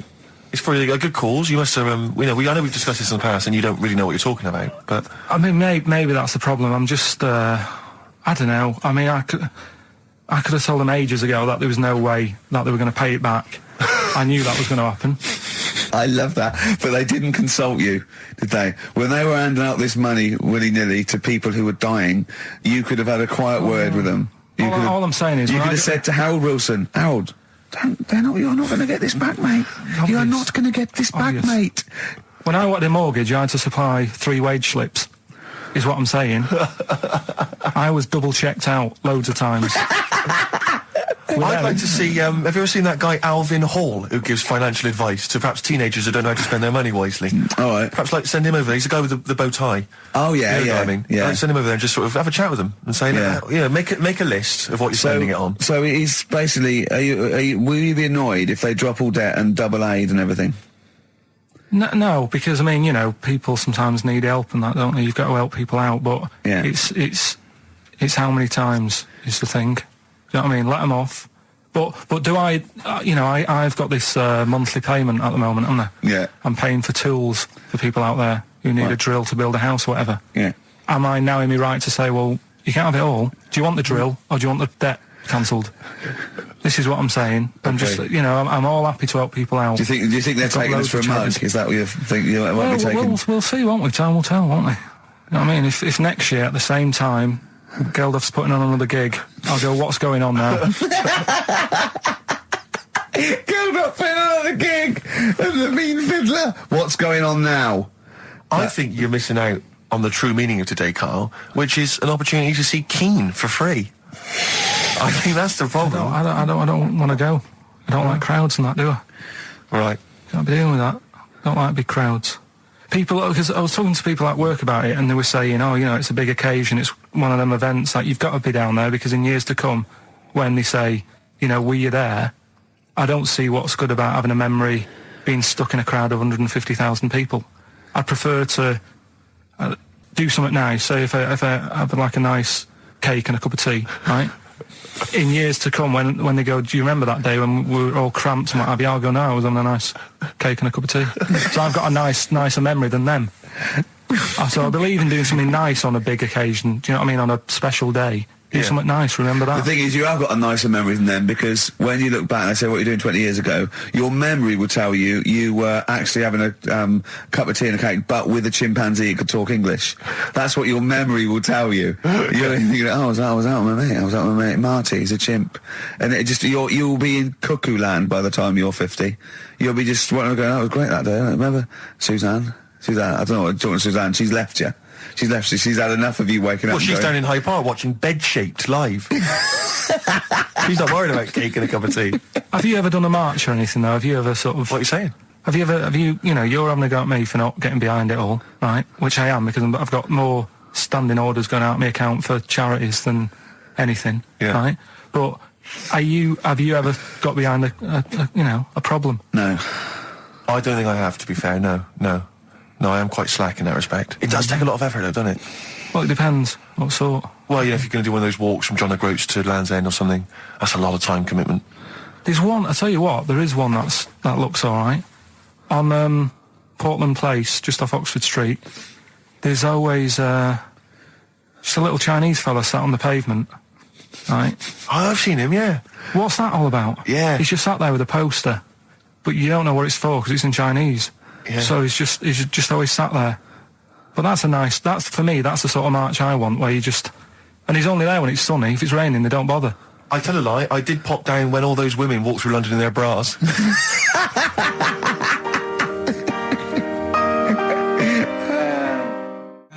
Embrace and Gravity on XFM 104.9. We've had a couple of texts. People obviously can text in 83XFM. That's the text number for the big quiz that's coming up shortly. Rockbusters, still your opportunity to win some of those cracking prizes. Enter your name in the draw if you can unravel the, I don't know what you call them, conundrums that Carl set. Sort of. We've had a couple of texts. Obviously, we're leaving early today. This is a shortened show and our last show of this run. But we've got to leave early. We've got to go down and try and make poverty history. But Rob's texted and he says, only an hour and a half today. Well, poverty does have some benefits then. He's a fan. He understands the show. Who was that little fella that used to write in who hated the show? I forget his name. I haven't heard from him for a while, actually. I don't know what happened. No. Maybe he realised that if he hated the show so much, the obvious thing to do was to switch off. Maybe that finally dawned That's on him. annoying. What's his name? Someone will remind us of his I name. like people who hate us to carry on listening. Yeah. It just gives it an edge, doesn't it? Yeah. It's the fact that, that you're annoying someone. I mean, I love annoying people. I know you do. I know. You're like a kind of walking Chinese water torture. Yeah, exactly. Yeah. Have we got Ladder 49 today? Rick, there's a number of cracking DVDs as ever on Rockbusters. We've got The Life Aquatic with Bill Murray. We've got Howard and Kumar Get the Munchies, hilarious stoner comedy, and Batman the Animated Series. And Ladder 49, there it is. Phoenix, John Travolta. If you've ever seen Ladder 49, then you can give us a quick text review on 83 XFM. I'd be interested to know if it's actually worth watching. Why are we giving away one a week for the last 6 weeks? Yeah. Well, we better do them then. Let's do Rockbusters for the last time. You can win those amazing prizes. All right. As always, just a little cryptic clue. Some initials of a band or an artist. Work it out, email in or text in. That's it, isn't it? Mm-hmm. Right, the first one. Richard's kid. Yeah. Cuts hair for a living. Right? Richard's kid cuts hair for a living. Right? Initials ED. Right? BD. Richard's kid cuts hair for a living. Second one. I have a problem saying the French word for well. Right? I think that's the right word anyway. Wow. I have a problem saying the French word for well. So what's that? That initial there is K. Right, band or artist. And then the third one, you take 8 kebabs, 2 kebabs, 57 kebabs, times it by 27 kebabs. Right? The fella is struggling to work it out. What's that? What's going on there? Right? It's a good question. DS is the answer there. 8 kebabs, 2 kebabs. I've got it. 57 kebabs, times it by 27 or what have you. Fella's struggling working it out. What is it? I've got that one. DS. So just email in, ricky.gervais@xfm.co.uk or on the text 83936. Yeah, and you can win Ladder 49 and those other DVDs. Plus, you go into the draw, which we'll do before we leave, and you can win the signed by Matt Groening, personally drawn Homer Simpson. We've got the Spinal Tap poster signed by Christopher Guest, and also the original artwork of us as Flanimals. But they've all been framed. They've done a brilliant job. It really is a nice prize. I mean, almost too good to give away. A little bit annoying. Is it too late to take that back? Well, I was thinking we could sneak in a copy. Yeah. Just a very bad photocopy, so it goes grey and no, they're all originals. So get texting. All right. XFM. REM, Night Swimming, beautiful song, brilliant band. I've got to introduce them, and I'm actually nervous. Yeah. I never get nervous. You never get nervous, do you? I never get nervous, and I get a little adrenaline rush. It just takes, 80% of the world's population to be watching you, and then you get a little bit jittery. And I don't know what to wear. No, this is interesting, actually. I don't know. No. For a moment there, I was thinking maybe Ricky's got to pop home first before he goes down to bring on the band. But if you are watching it, or if you're there, obviously not there, if you were there you wouldn't be listening to this, but if you're watching it on TV, do check Ricky out, because how do you describe that particular look? Ricky's wearing sweatpants. I assume they're sweatpants. They're not pyjama bottoms, are they? They're sweatpants. They're sort of... And you've got just a white t-shirt, cheap and plain white t-shirt. Yeah. And basically Ricky is wearing... It's like he's made so little effort. The only way he could have made less effort was if he wasn't wearing any clothes. If he was just wearing his underpants that he slept in. But he's actually bothered to put on a t-shirt and a pair of sweatpants and some trainers. Yeah, well... Jonathan Ross is going to probably be wearing a suit, one of his, expensive suits or whatever. And, but he won't be as comfortable as me. Well, true. Did it not occur to you for a moment to maybe make slightly more of an effort? Perhaps put on a jacket? A jacket looks silly with tracksuit bottoms. Well, again, you could have changed the tracksuit bottoms. I mean, they're a mainstay of the outfit, are they? It's like they're not changing for anything. Yeah. I've got very little things that I haven't got a drawstring or elasticated waistband. No, sure. I don't want to be bothering with buttons and zips and hooks. There's going to come a point, isn't there, where you're just going to wear, I don't know, smocks. Baby grow. Baby grow. A baby grow with a flap. Yeah. That'd be great, wouldn't it? Those little mittens. All in, that'd be great. And then a little oven glove, so I can just get stuff out of the oven, eat it, let it drop everywhere. Yeah. Right, and then just get out of the baby grow, put a new one on, a clean one on. Or those kind of red flannel things with the which cowboys wear. With the kind of buttoned up bit in the back. Like old cowboys. Yeah. Grandpa, he comes out with the shotgun. Exactly. And he's the long johns. Well, how's it going with Rockbusters? Anyone got the answers? Actually, one guy has texted in, James in Deptford, he's offered some answers, and he says here, the guy that hated us, famously, of course, we should have remembered, Dickie Anderson. Dickie Anderson? Richard Anderson, of course. I don't know if Dickie's still listening. If he is, obviously email in ricky.gervais@xfm.co.uk and tell us what you've been doing, how you've been keeping busy and stuff. Yeah. Nice to hear from him. Chris Campling hasn't called, has he, either? Yeah, The one that thinks that not only is this whole show scripted, imagine that, right? But that Karl is a character created by us. Yeah. He's actually an actor. Oh, if only we Look could at take that, credit for a that. shaved monkey we got. I'll tell you, you're going to go along later to the Live 8 gig and you're probably going to see some bands that are going to make an effort to entertain you. But if you want entertainment, Rick, you know it. Go on. There's only one person to book. Go on. Me. If you you're perhaps Yeah. something to do, because I'm obviously a top Well, DJ on the radio, but where I really come into my own is DJing in any kind of club Well, environment. you told me you were DJing, I didn't go to it, DJing at a party, and you said the place was rocking, The place was roaring. and I loved it. Karl just said he was there and they weren't. Well, that's nonsense, Karl, They because weren't, you know so- very well that when I'd put on a tune, they'd cheer. Yeah, but it was late on in the night. They would have done that, whatever you put on. That's nonsense. No, They they were said they were happy and everything. I'm not saying they weren't having a good time. It was your party. It was all right, but they weren't going mental like you're sort of making up. They were definitely going mental. When I put on the Proclaimers, they could not believe their luck. They would have walked 1,000 miles. Was it good though? Were they really, what were they doing? They were dancing, were they? Dancing and that, but they weren't sort of cheering, going, more and all that at the end. What are you talking about? Oh, Take On Me wow. came on, big cheer went up. Oh, I don't know to believe. I've been there, done it, Steve. I've been the DJ as well. Oh, it might be jealousy. It I might think be there's like professional jealousy there. yeah. I think it's because my fortunes are on the up and his are on the down. You know, we all know famously that he had Pilk was Pilkington making music. his Didn't DJ happen. outfit. Didn't happen. I did enough. I just wanted to do enough to pay for the equipment. And I did. And that was that. But I don't like crowds, do I? But you're safe, aren't you? You're behind the little thing with the flashing But lights. there's still a lot of people and that. Forced fun. Don't like that. Forced It's fun. not forceful. They haven't got to It dance is. if they don't want to dance. Yeah. Don't like it. What do you mean your fortunes are on the up anyway, DJing? Where were Well, you? I'll tell you, I was hired. Well, I say hired. I did it as a favour to a friend. His wedding the other week, and I got there. I was thinking, yeah, because everyone had their little role to play, and then people were doing a good job. I love you taking it seriously. And I going did. I to a spent wedding. ages putting together some CDs, special selection CDs. love that. Because what I did was I burned them on iTunes. Did you turn up with your own headphones round your neck? Own headphones, wearing a suit, but headphones. Metal case. Didn't need it. Just had them all in one small box. Brilliant. Boom. I thought this is good stuff. I got some classics here. Give me an example. Give me an example of that, like the first hour, the warm-up hour. Rick, I'm coming straight in with Frankie Valli, Oh What a Night. Brilliant track. I mean, when those beats start at the beginning, who's not getting on the dance floor? Wait a minute, what's this following up? Go on. It's the Jacksons. What, I Want You Back? I Want You Back. Brilliant. It sounds good at the moment, Karl. Yeah. So I'm thinking, at least I'm gonna roar this, because they laid on a good spread. The ceremony was nice, food was nice. I'm thinking this is going to be the piece de resistance. Yeah. Alarm bell started ringing. Why? When I realised there was a marquee outside. Of course, it's a balmy summer evening. I'm stuck inside on the dance floor, so I'm thinking I'm going to be struggling here to get them in. Even with flavours like this, I thought I'd struggle, Rick. So I'm sat there in my suit.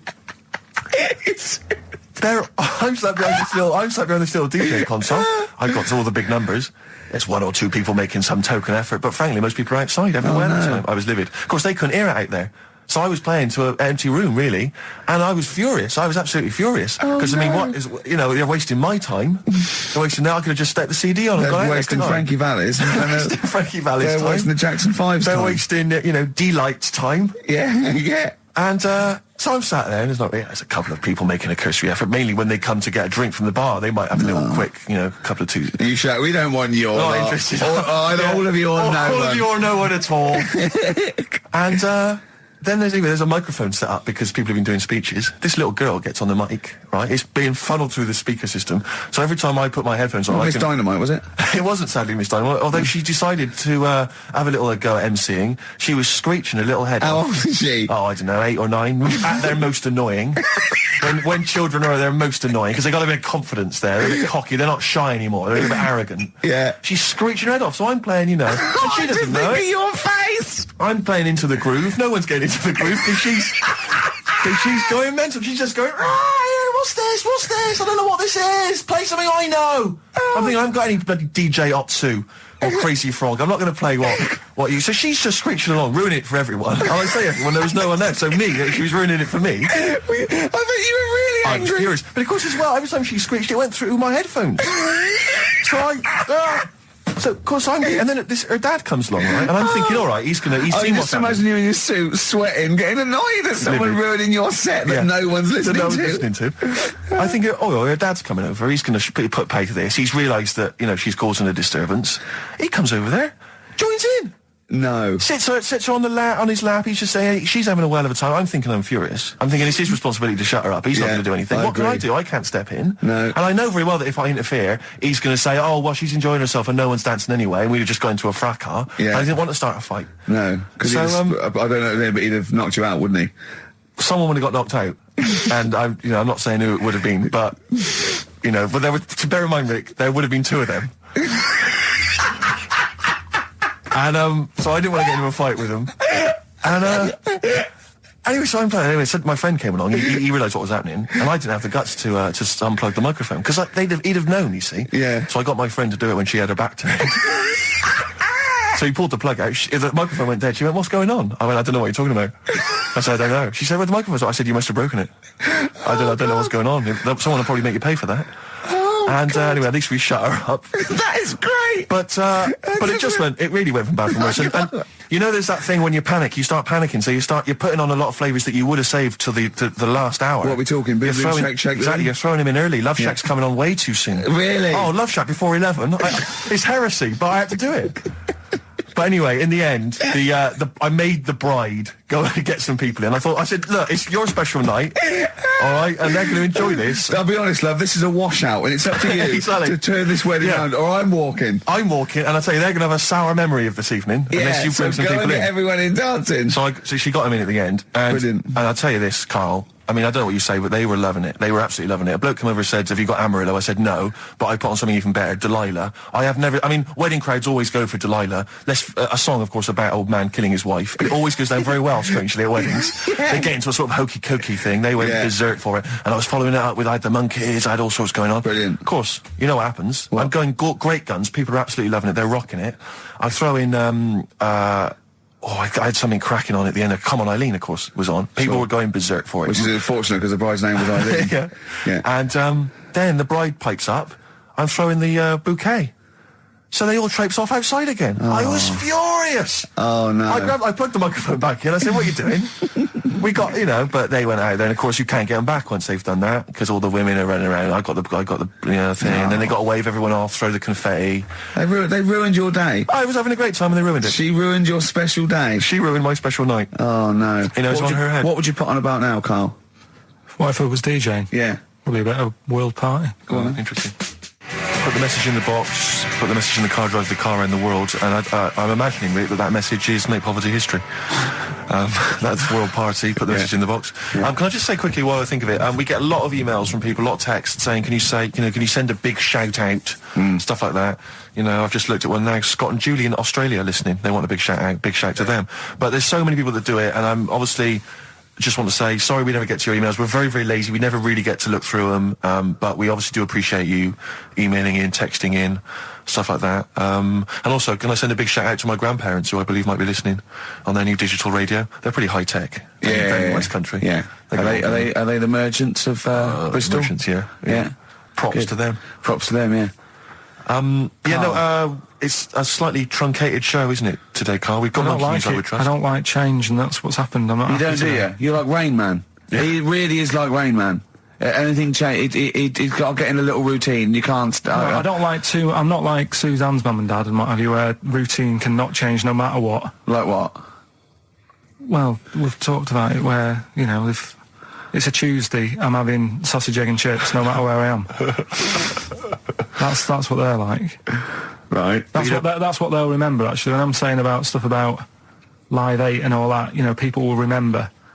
If people said to a dad, you remember Live 8? Okay, what day was it on? Tuesday. Well, I had sausage and chips. Nothing changes. But the thing is, today, normally we have a bit of a, I know what we're doing where and all that, and it's all sort of messed up. We don't usually know what we're doing where. We say, what should we do next? But I know, like, Rockbusters has been done early. Right. So that's normally done at about... That's really throwing you. I say, I just don't... I don't like all this change and that. It's messing about, isn't it? Rain Man. So what do you want now? Well, what about songs with a story? See, with the... Right, well, last week... Look at him, he's in a genuinely foul mood. No, he's actually rocking. Yeah. He's actually rocking like Rain Man as well. Last week we did, like you say, Eric Clapton. This is the section where we play a song with a story. I think every song, if it's a good song, it's got a story. You've got to listen to it, sort of, you know, from the start. You get in the middle, you're going, oh, how's it going to end and all that. Yeah. You wait another minute, you know the ending, you're happy. But the thing is, as Steve said, you know, sometimes you're disappointed with it, so it's just not a good story. And as Steve said, I'm not sure you're finding what you need in a song for story. Why don't you read a book, a novel? If you want a really good story that engrosses you, why don't you read a book? You're not going to get it from a pop song. I haven't got time for a book. Song's 3.5 minutes. And that's it, is it? And that satisfied you? Well, yeah, it gets you thinking for a few minutes, then you move on. Then you stop thinking. 2 minutes 50, this one, right? And it's brilliant. Go on, then. It's about, last week we talked about the little crippled fella, right? This one... as I say, I don't think we say cripple anymore, but go on. All right, this one, someone emailed in saying, if you want a song about that, this is a song you ought to listen to, right? Right. It's about this fella who, basically something happened. I think he's in a wheelchair, right, for some reason. You thought that last time? His wife, you know, likes going out. She doesn't take him with her when she goes out. Right. Is it Ruby, Don't Take Your Love to Town? Yeah. Brilliant song. Well, just play it then? Yeah, great song. All right. What do you mean? Oh, just, it's a good story. It starts off well and that. You're feeling sorry for him, but then he says, where's my gun? Yeah. Because she's a slut. Why? Because she's going off. Yeah, but what does he expect her to do? What? Just because he paralysed his legs fighting for his country, presumably in Vietnam War, says that crazy Asian war. So he's gone, he's fought for his country, he's taken a bullet, he's come home, he can't walk, he should be a hero, and then his wife's going out putting it about downtown. Why do I never meet women like Ruby? XFM. Forever Lost. The magic numbers on XFM 104.9. Well, the concert's kicked off, Steve. Yeah, I'm a bit annoyed that we're still here, really. Let's try and wrap this up quite quickly and then shoot No off. one's listening anyway. Nah, we could talk about anything. Well, we do. Yeah, true. It makes no difference to We us, could do a lot more swearing than we normally do. We could do even more. I was talking to Karl the other night, because I've been rewatching for some reason, that film Witness with Harrison Ford, where he's a policeman that has to protect a little boy who's part of an Amish community. Amish? Yeah. And I tried to explain to Karl... You look plain, John Book. Exactly. And I was obviously trying to explain the Amish to Karl. He'd never heard of them. Completely stony-faced. Amazing. Now, for those... Okay, you explained it to him, have you? Okay, then. Yeah. Now, I don't know what you said, but I'm assuming you got it right? Karl, now tell me back now, what are the Amish? They're just people who sort of live like in the olden times. So to them, they're sort of in about 1842 or something. So they're getting old papers and that. They haven't caught up to. No. They don't have telly. They don't deny that the 20th century has happened. They just don't want to be part of it. They look up and they see planes and they know what they are, and they go into the town and they see it in the window of Dixon's, a telly. They just don't want to be part of it. No, they're still living. They are still living like it's that's what I mean. Yeah, but they know about everything else. They just don't want to be part of it because they think that the revolution was a bad thing. They think that society became more and more depraved, and they wanted to go away from it, and they want to go back to old values, and they think they don't need TV and jets in that way of life. They can survive in the old way because the old way was better. Missing out on Live 8. Yeah, but they haven't had Band-Aid yet. Yeah. I think this is the problem that Karl had. He in his mind, they were just a bit delayed, so that in his head they were slowly moving towards the 20th century. They wouldn't be able to watch most of these bands, all their electric guitar. They'd be allowed to watch Tracy Chapman. Yeah. Doing an acoustic set. Yeah. Between the bands. Yeah. That'd be all right. But no, in Karl's mind, it's like if he... Although they wouldn't like Fast Car. They wouldn't like singing about that. They go, I don't know what you're talking about. Pony and Trap. You got a pony and trap. That'd be all right. But are they still... Do they still get sort of rubbish posts and that saying we need your money for this, or get behind this charity? They live in an isolated community. They're farmers, aren't they?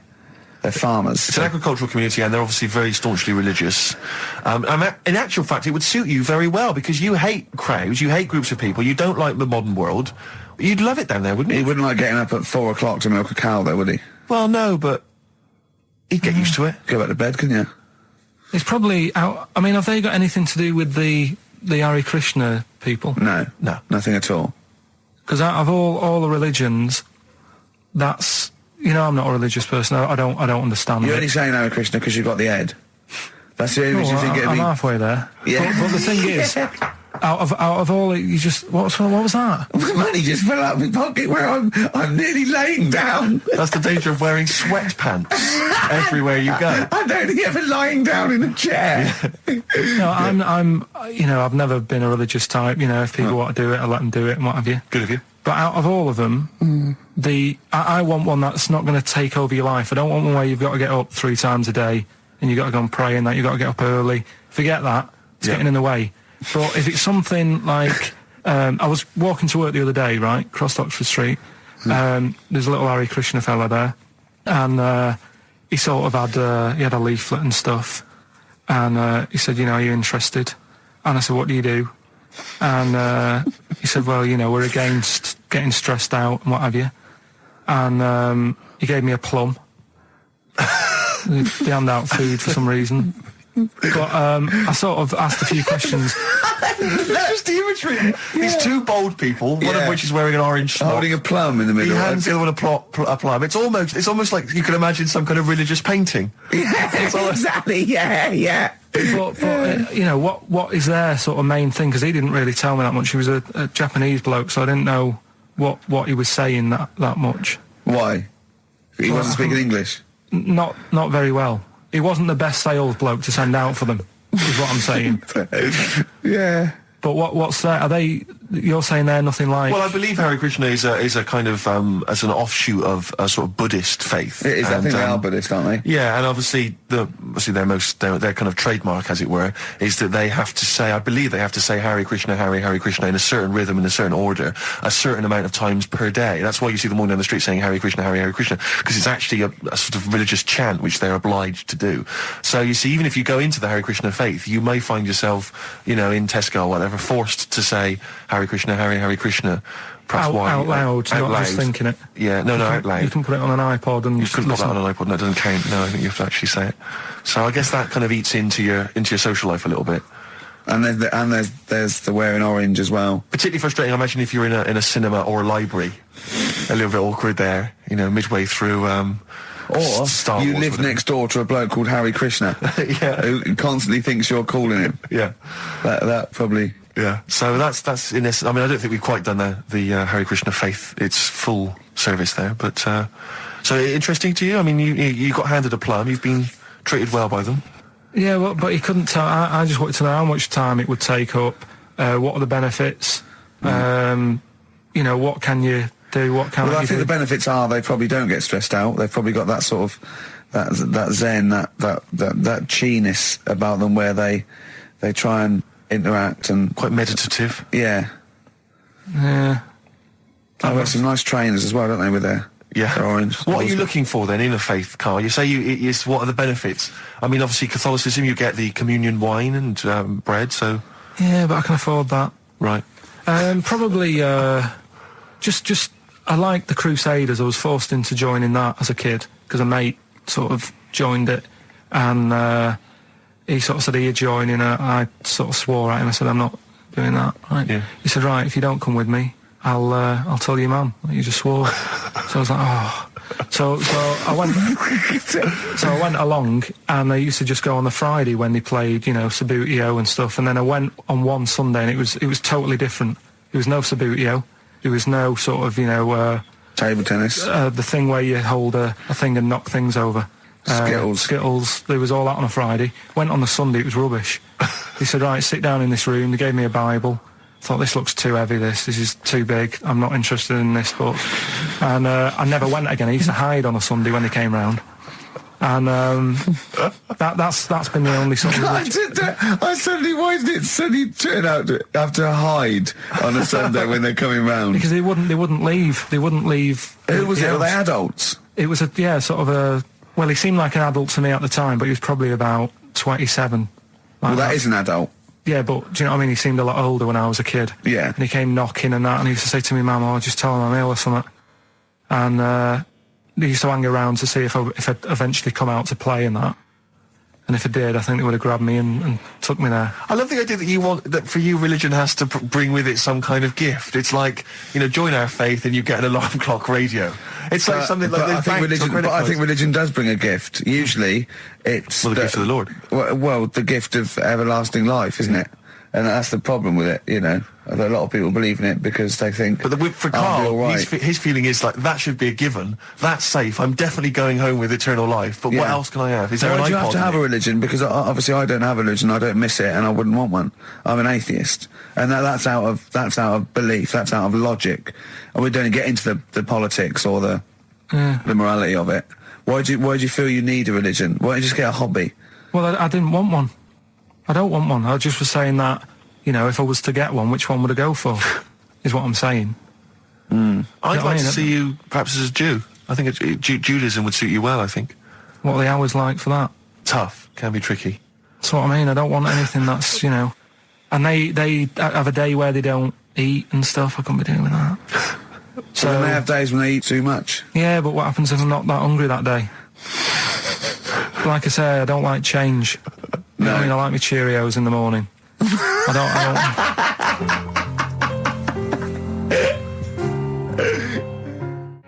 still have that other girl in my head by Elvis Costello and Burt Bacharach on this final XFM show. Ricky Gervais, Steve Merchant, Karl Pilkington. Well, we've nearly got to wrap it up. I think we've got to do the Rockbusters winner and give someone those lovely prizes. Monkey News, then we're out of here. We'll maybe come back, maybe do some Christmas specials. I don't want to make any promises. Right then, first one was Richard's kids. He cuts hair for a living. Yeah, what's that? That was try and work it out. No, there's no point. Dick's son, he was a barber. Barbara Dixon, right? Doesn't work. Dixon, well, again, Barbara Dixon. Right, Her name wasn't Barbara Dixon, was it? So that's that one. Did Ronnie Corbett ever say, "Ladies and gentlemen, Miss Barbara Dixon"? Second no, one. Never did he? Never did. I have a problem saying the French word for well. What's the French word for well? Bon, isn't it? That's good. What? No, that's good though. Bell. Well, no, what? Isn't it bien? Yeah. Yeah. All right. I have a problem saying it, so I can't say it. I can't say bien. I can't say bien. Can't say Kasabian. Right? So they managed to work that one out. Can't That's say, one of your worst. Can't say bien. Can't say bien. Can't say bien. It's not. Yeah.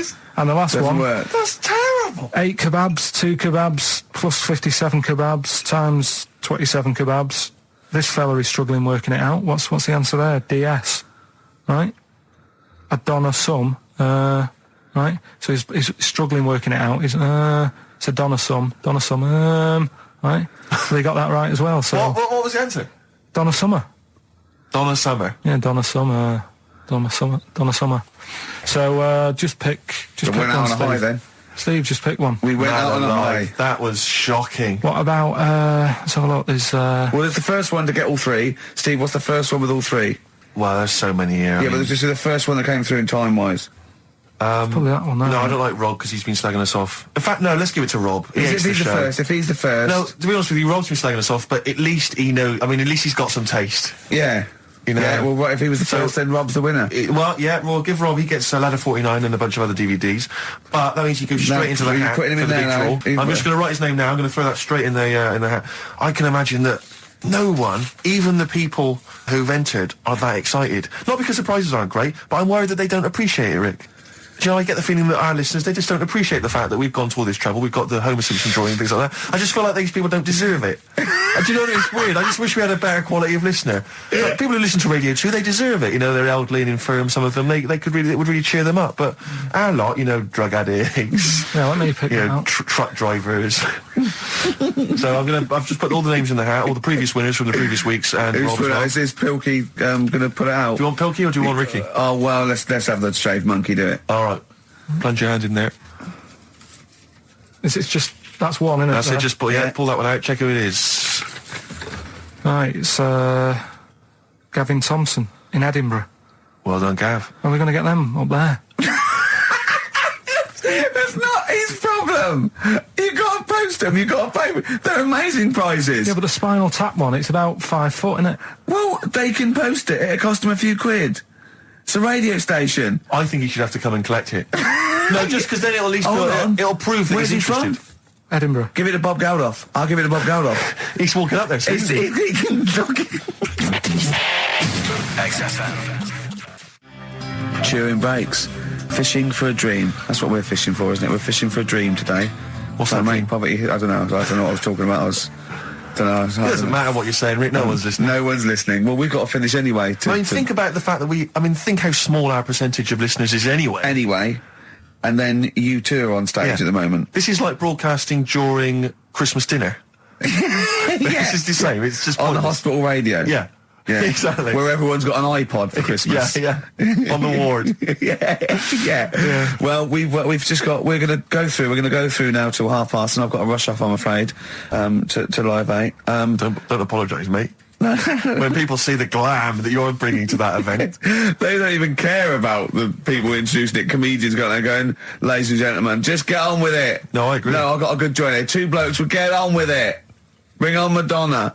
But we're going to give it to them, Carl. We're going to go through to the end. We've done everything we have to do. Monkey news, the final monkey news of the year, possibly. It's been a joy. I'd just like to say, on behalf of myself, Steve Merchant, and this little bald mank. It's been a pleasure. Yeah, speak for yourself. Yeah. But we should just point out as well, if you miss Rockbusters while we're away. Yeah, right. You can log on to xfm.co.uk/Rockbusters, where you can actually see Karl himself introducing you to an interactive game of Rockbusters. Looks very much like Blockbusters. It does, surprisingly. But yeah, you can join into that. And there's also talking of monkey news. There's a link on the website. I'm trying to think where you go. I think if you go on my little biography bit, someone's done some animation to some old monkey news. Oh, it's brilliant. Great. Right. Yeah. So if you're having withdrawal symptoms of monkey news, then you can find some classic monkey news. And it's animated. It's classic monkey news. I feel drained today. Do you? Go on. This is the strangest radio show in the world. Yeah. Isn't it? Yeah. Because we can do that. We can talk about this and go, I feel drained today. Just like he's not. Like, no one's listening. Because that's the sort of thing you say socially and no one listens. Like, just when you're watching up, I feel drained today. It's rhetorical. Yeah. You're not expecting anyone, not even your loved ones, to go, oh, really? They just go, that. But to do it live on air, no one's listening. What I mean is just give us a jingle. But the exactly. But the truth is, the contempt we have for our poor listeners is unbelievable. The listeners aren't listening, and we don't want to be here. So this really is one of the most pointless things ever. No, would have been quite happy to do a full show. But you know what? The flow of it's just. I would love to listen to this back in 10 years. This actual show. Let's keep this forever. Let's keep this show forever. The show, we went early. We were bored. It was a day we're trying to save Africa, but we're a little bit annoyed that no one's listening. Yeah, right. Right, once and for all, the final monkey news of the year. Oh, go on. What were you going to say? No, I was just going to say, if you're not into the Live 8 and you're gay, you're not listening, because you're on a walk. Right, okay. Right. Oh, chimpanzee that monkey news. Right, there's this card game going on, right? in the big hotel in Vegas. Right. The Luxor Hotel in Vegas. Yeah. There's a major card game. All the big players and that were involved. Right, they're all invited. Anyway, so they all meet up in this dark room at the back of the. Oh, there we go, dark room. At the back they didn't work. They didn't see the little 4-foot hairy fella. So it was brilliant at poker. Like I say, it's a big game, and that everyone's been waiting for it. So it's played in the back room, not in the main entrance bit, right?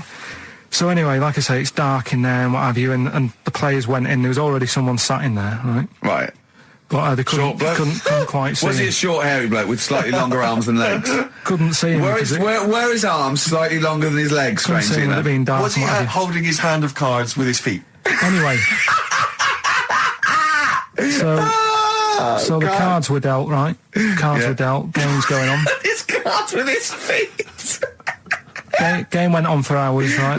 No one's listening. The terrible thing is that not even we're listening to Carl now. I know. Literally no one is listening to Carl. It's so insulting. There was a lot of smoking going on. It's going on. A lot of eating and nuts going on. That was a bit weird because they don't normally get through as many, but for this night. So, come on, let's just play Bruce. Goodbye, everybody. See you maybe at Christmas time. Goodbye. Yeah.